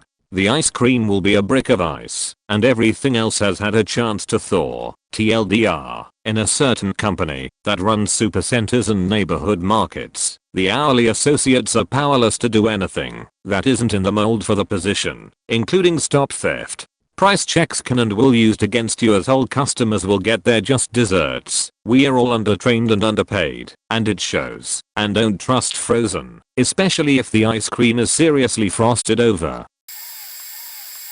I'm sure no one here will be surprised, but I'm currently employed at a tobacco shop. Though his particular tobacco shop would probably be referred to by most as a head shop. We sell tobacco pipes, water pipes, papers, etc. along with many other items ranging from incense, real cigars, tapestries, sex toys, and many other things. The one I work for is actually a chain that has been in business for almost 25 years. If there was anything I wouldn't just blurt out to the average customer, would be the profit margin on all of our products. The only thing we don't make a killing on is cigarettes, as we only make about 20 cents per pack. You might say this is because we're required certain things to be considered a tobacco shop, but that's another story. Point. Your average pipe, water pipes, or anything glass is usually 200% profit, if not more, on our part. Even with that, there's just about nothing that we don't make at least double what we pay for it. It's how we stay in business. A lot of money just sits on the shelves for an extended period, so we are forced to sell things at a rate that we don't constantly have all of our money tied up in volume. Now that seems like a shop like ours is basically bending you over the table and faking you for money due to the convenience and services we provide. That's because we are. Point. With all this being said, though, just about any competitor around us, which tend to be extremely close to our shop, usually charges double or triple what we do on the exact same items. Now their reasons, I couldn't really help you on that one. Source, head shop sales clerk who loves his job and wants to say fuck them other shops.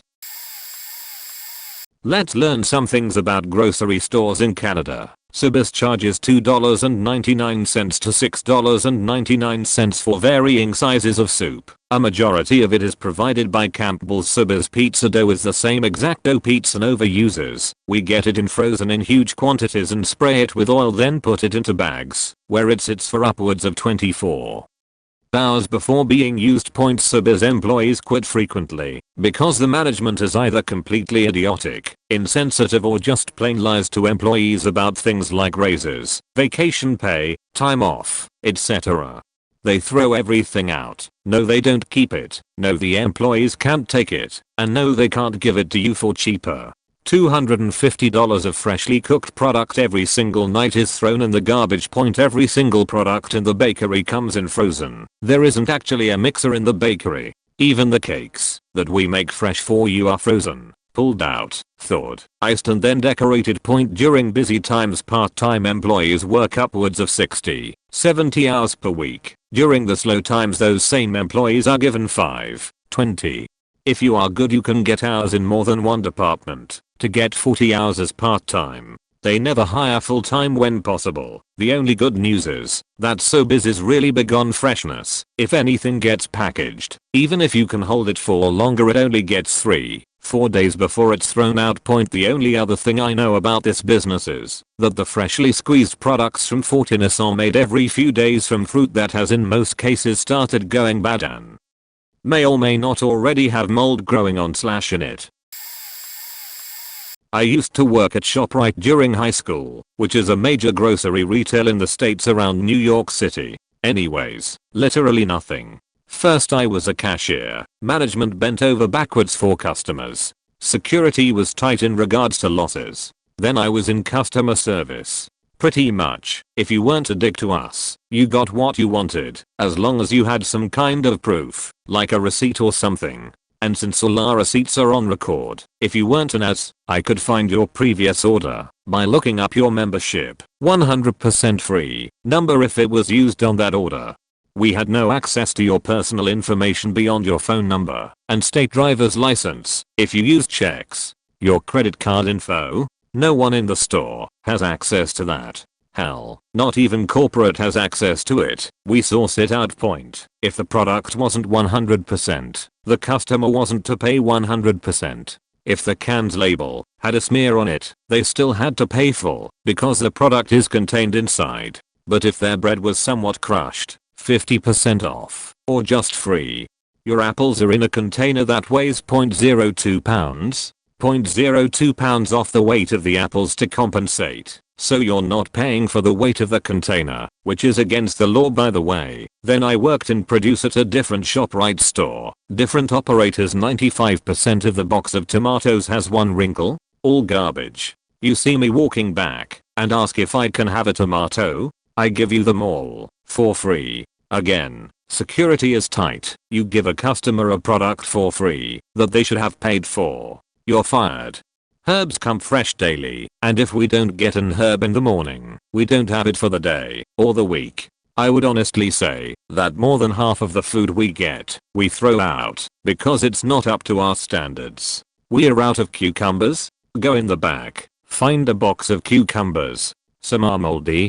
Sorry ma'am, we are out of fresh cucumbers. Not fit for Sale point, my mind literally couldn't process the amount of food that goes to waste. It's not even reused in the soup in the next day, nor is yesterday's soup used in the next day. Funny story about soup. I was emptying the day's soup bowls into the organic composter because the soup lady was frail and weak. Then, I dropped the $100 stainless steel container into the composter. The lady freaked out because she was a new hire and was scared about retribution. I called over the store manager, who was also my personal manager. He took one look in the composter and was like, oh well. And the lady was like, is that coming out of my pay? He laughed and said, no, don't worry about it, shit happens. And I was like, sorry about that. To which, my manager says, just be more careful next time. The spilled soup on the side makes the metal very slippery. I have never worked for a company as transparent as them. Just wanted to give some positive feedback that there are companies that aren't as holes. Too late to the party. This will be get buried. But whatever, I worked for a commercial bank that was operationally a mess. They didn't have enough computers or laptops to go around, so everyone had to share workstations. But because it took too long to link an account to the hardware, instead of everyone using their own logins, each computer had one person's login that everyone shared. You would walk past our cubicles and see everyone's logins written down on post-it notes. Once you were logged in, you could also access the server with all the shared files. Not that much of a problem, except that people put sensitive client files in there, and it was accessible to anyone who had logged in. Not just people in our team, or even our division, but every single person in the bank. One day, everyone was sent a memo saying that there will be a desk inspection in 3 weeks' time. It's company policy, quite common in banks, to have clean desks, as in no files left visible, and everything locked up in the drawers. Obviously, people didn't do that. They literally had 5-inch high stacks of folders / paper / statements covering their whole desk except for the keyboard / monitor area. The only day that there wasn't anything on anyone's desk was when the inspectors came. Terrible security. In contrast, I worked at another bank which made you swipe your access card 4 times before you could get to your desk. They also had physically isolated offices to complement Chinese walls. And everyone actually cleared their desks before leaving every day. I work for a for-profit, mostly online college. We have a campus, but it's in the middle of nowhere and nobody goes there. Here's the truth. Between ourselves, we are constantly making fun of the idiots we talk to on the phone. The decent students with realistic expectations and a strong motivation we love. We don't make fun of you because you are admirable. But you are not the majority of the people we talk to. We talk to guys who can't spell or even pronounce the name of the street they live on without their girlfriend helping them. We talk to people who think they should be able to get a bachelor's degree on just the Pell Grant alone and have it cover everything. We talk to people who say they want to go to school online, but neither own nor understand how to operate a computer. We talk to people who think they can get a nursing, engineering, automotive repair, or heating / venting / AC repair degree entirely online. We talk to people who claim to work for the Pentagon and have a figure 8 burned into their carpet because they discovered something they shouldn't have, and that's why they want to get a cognitive studies degree. If you fall into any of these categories, you are completely delusional, and as soon as you hang up the phone, we will not hesitate to turn to a coworker and complain about the idiots we have to deal with all day. And all these people above, these are people I have actually spoken to. I didn't make any of those up. I used to work as a receptionist at a 5 yoga resort in Cyprus, and they'd offer all sorts of different packages ranging in price from €500 a night to about $3,000 a night. You get the same rooms, same treatment, same food and same service, no matter what package you choose. Some clients caught onto this, and I had to take all of the shit for it. I ended up giving away free yoga classes and massages to anybody who complained enough and had paid extra for nothing, then nearly got fired over it.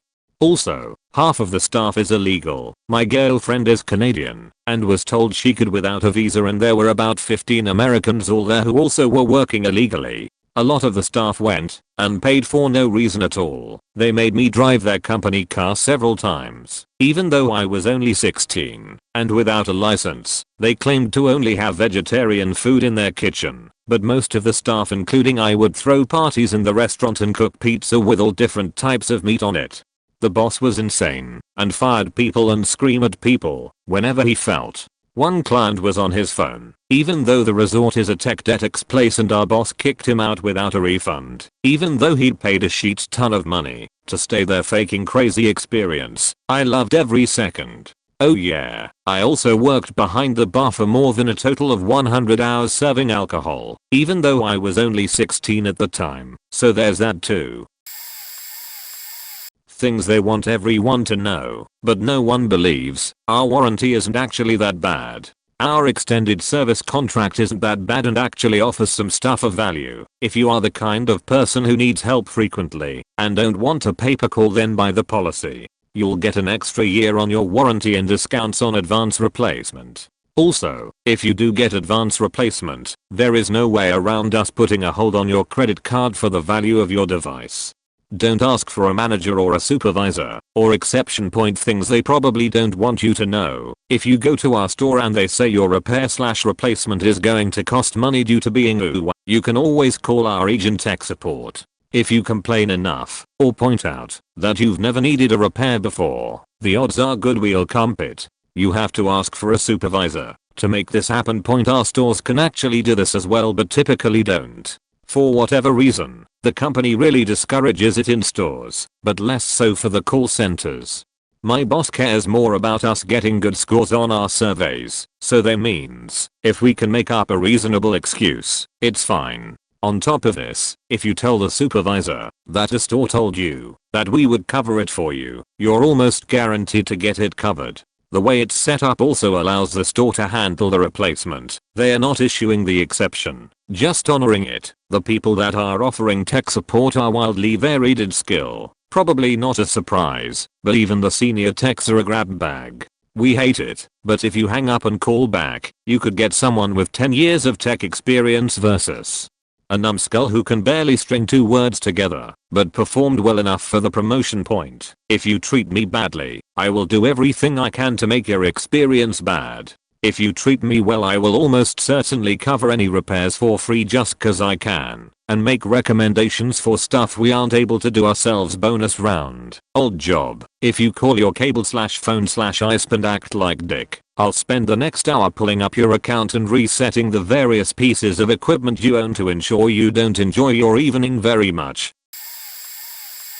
I used to work for a large bank in Canada, and I'm pretty sure this happens across the board in the industry. They made us push supplemental accident insurance on the clients. The problem is that insurance is absolute garbage. We were legally obligated to read the full list of exclusions fast, of course, and it left almost no room for a claim. It's meant to supplement an existing insurance policy and provide extra cash in the event of an injury. So what's the problem with offering clients to bump up their existing insurance? Well, our campaigns especially targeted low-income people, new immigrants, etc., who can't really afford real insurance.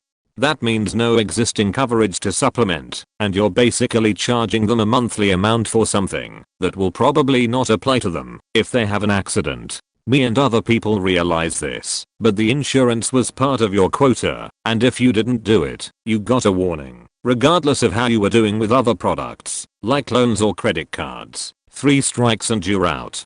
The way this works is, they get you to try for 30 days, and give you the option to cancel, which they hope you'll forget about, and never actually use. If you're feeling generous towards the guy calling you, who's just trying to do his job, by the way, you can take the insurance and cancel, as it will still count towards his numbers. But otherwise, don't buy insurance from your bank, unless it's for a loan or line of credit, as it is probably not comprehensive, and won't really do much if you're in need.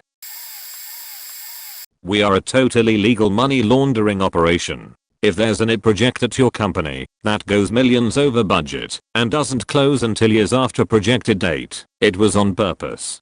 This is for tax benefits or government reimbursable grants, and you will never catch an executive saying outright what is intended, nor will you find any emails with evidence of such, because it's always conveyed with certain actions and a knowing nod.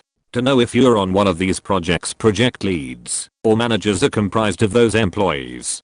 Meaning, they have failed consistently in everything they've done, yet you cannot attribute their continued employment to nepotism or EEO. They are kept around because they need failures for stuff like this. And no, these people aren't in on it. They suck at what they do, but they will work very hard, and that's what makes them ideal employees. The business organization that is paying for it tells the project techs they are taking a hands-off approach, so you all can work your magic.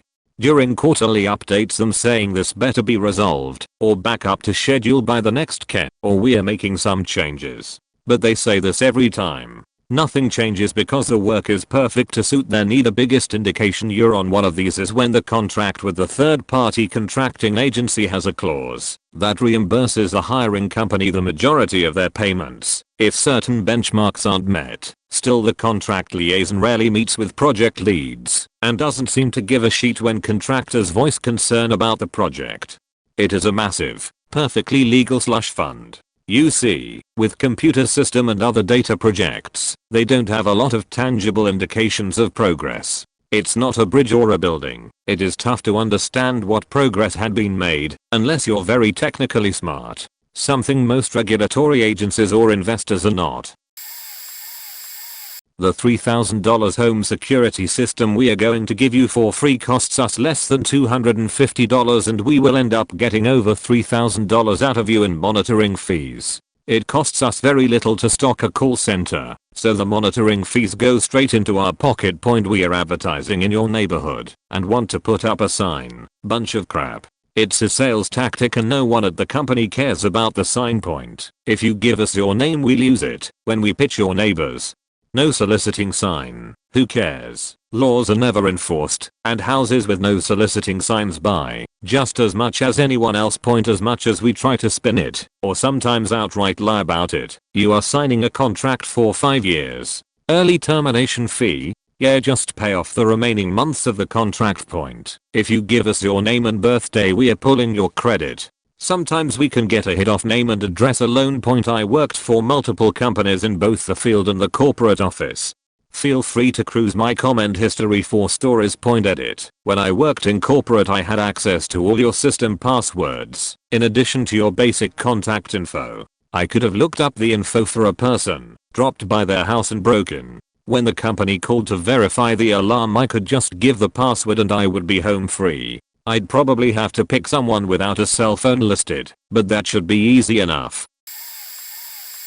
Worked for a telecommunications company that also sold third-party services, cell phone contracts, satellite TV, etc. We were all but told directly to lie about the prices for DirecTV. The customers would sign contracts at installation and wouldn't read the details. If they called us asking us to honor the DTV misquote, we'd refer them to DTV, because we couldn't adjust that part of the bill. DTV wouldn't honor misquotes made by another company. The agents who lied about rates, even on recordings, we are never ever punished, and were given large bonuses in addition to their commissions for having stellar sales numbers. Those of us who were honest got reprimanded for not meeting sales goals. That's a large part of the DTV business model. They almost always sell through third-party services. Those guys at Walmart and Best Buy aren't DTV, so they can misquote. Nobody wants to pay $185.00 a month starting year 2 for TV service that doesn't work when it rains. Also, if you don't call regularly and ask for things to be removed, they'll automatically add charges to your bill. Their cheapest plan for one DVR with HD will be $171.99 after 1 year if you don't call and remove the premium channels, which can't be opted out of for a month after service installation, so you'll forget, and NFL Sunday Ticket, which auto renews every year. I worked there for 3 years in college. Actually, it was after hours and was bought out by MW. Point: complain about any and everything and you can get it free. Corporate just doesn't want the headache. Point: as far as I know, if you don't return the tux, you won't be charged for it. Same goes with late fees. Just don't pay. I've never heard of it being reported. Point. If you're in a time crunch, you can have your suit delivered to you. MW actually has an allowance for this. The sales team is a bunch of commission-based vultures. They don't actually like you, just your money. They also want to bang your wife. There's always a sale or coupon coming. Just wait. If you want to buy something, point, keep your receipts and check them. Sometimes you can get free stuff. For example, at one time, there was a coupon for $5 off any purchase in the store and the socks were $2.50. We were pushing 2 pairs per customer just to get rid of them.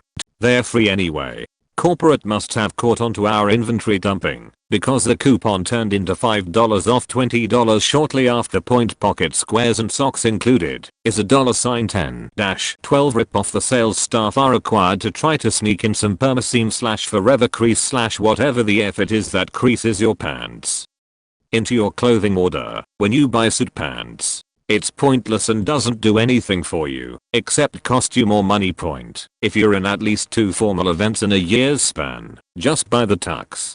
It's cheaper for you and it'll fit you better. Point. If you want genuine help, ask for someone who isn't a sales associate on the floor, or go to a MW tux. Their income is not solely based on how much they sell to you. Point. If you want a child to be in a wedding, do not rent a tux from them. Go to a depth store like Burlington Coat Factory and get them a nice $70 suit and shirt and just rent the vest and tie for $25. Point. The shoes are uncomfortable, but we couldn't do anything about that. There is no drug policy. My old manager smoked weed every day. My manager before him was an alcoholic. Point. Yep.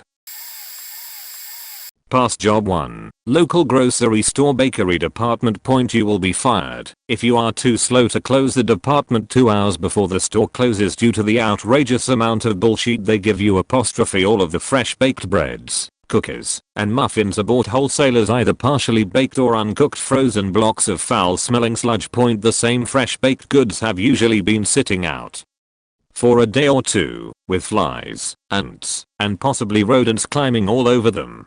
You will not have access to adequate cleaning supplies for the counters, appliances, and floors. The wash rags, mop bucket, and or cleaning spray will all begin as a dingy grey. Point. Past job 2. Popular after school activity program. We have no control over your children. Point. You have been told that this will enrich children's minds and bodies and empower them. Blah blah blah. In reality, we give 7 to 13-year-olds popsicle sticks to glue together and then leave them to do whatever. Basically, your children are in a glorified preschool. Enroll them in football or tennis or something. Current job fishmonger. My boss refuses to upgrade concession stand that is literally rotting out from under our feet. Point. Well, 75% of stock is fresh / alive. Any leftover stock we have is often frozen and later as old as fresh shrimp. Especially, cross-contamination is inevitable. Seriously, if you're allergic to shellfish, you should maybe buy packaged frozen fish elsewhere. Point. TLDR, while not all dirty secrets are morally repugnant, everyone's got them. Make sure you do your homework, guys. Edit. Also spiders. Canadian Property Stars, CPS, before known as Spring Masters. Former employee, we get paid cheat commission, no minimum wage, so trying to lower the price of lawn aeration we would move to next person. Average pay at end equals $0 on bad day, $50 on really good day, 8:30 AM to 9 PM. We get forced to work even in downpour while there is lightning using a metal lawn aerator. Lol. When we ask to use washroom or have a bottle of water, we really need it, since the work is all day with no washrooms or place to drink water or eat food. Do not get driveway ceiling from CPS. The company overcharges the prices to rip off people, sometimes over 75% markup, while getting a tiny commission, 16% out of $150. We also don't give a shit if we get tough to remove tar on your sidewalk, garage door, or anywhere else that will be annoying in the future. CPS will also overcharge you for basic things like crack sealing, which takes forever to dry, and if you step on it, it will leave mark forever. Do not get lawn aeration From CPS, most workers are careless. If you have underground sprinklers, hoses or anything that an aerator can pierce through, if you have a narrow backyard entrance, we will squeeze through. Even if it means bending your downpipes or breaking the fence, we just don't give a shit as long as we get paid. If a new worker is doing your lawn for the first time, be prepared for lots of damages. Since they don't have experience with the speed and weight, most will scratch your sidewalk finish, may dent your car, and destroy your flowers because there wasn't enough space to move around.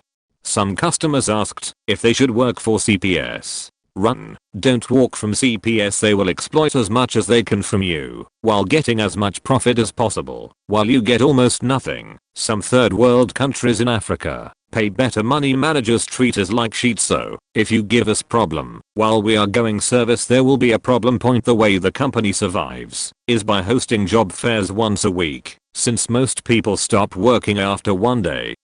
They know that young high school / college / university students will fall for the trap and apply, seeing the ad promising $100-400 cash a day.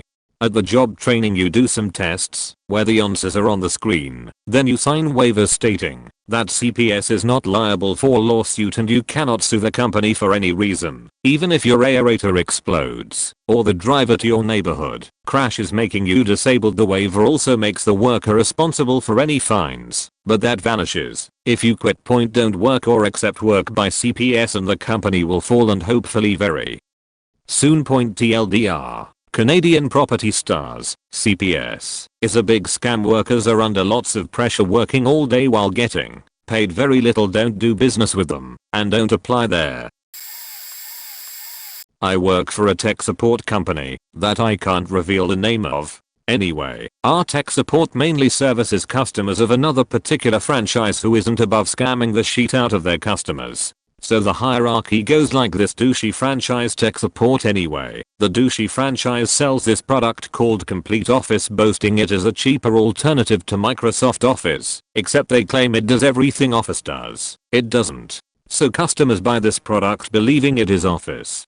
What they would not like the customer to know is that Complete Office is 100% a skinned benefice. For those who don't know, a benefice is completely free, and if I'm correct, I believe they sell it for around $100-200, taking complete advantage of people who aren't good with technology. If you compare OpenOffice with Complete Office, nothing is different at all. You can go to the benefice wiki and troubleshoot it using the same steps you find there. The tech support company I work for, though, has a lot of decent people who are disgusted by this, even the higher ups. But douchey franchise makes too much money scamming their customers this way, so they won't stop, and since we get our main business from them, we won't actively try to discourage them. Whenever I have a client who doesn't have Office and money is a problem, I just straight away suggest a free alternative instead of referring them back to douchey franchise, where they will just become feed for those vultures.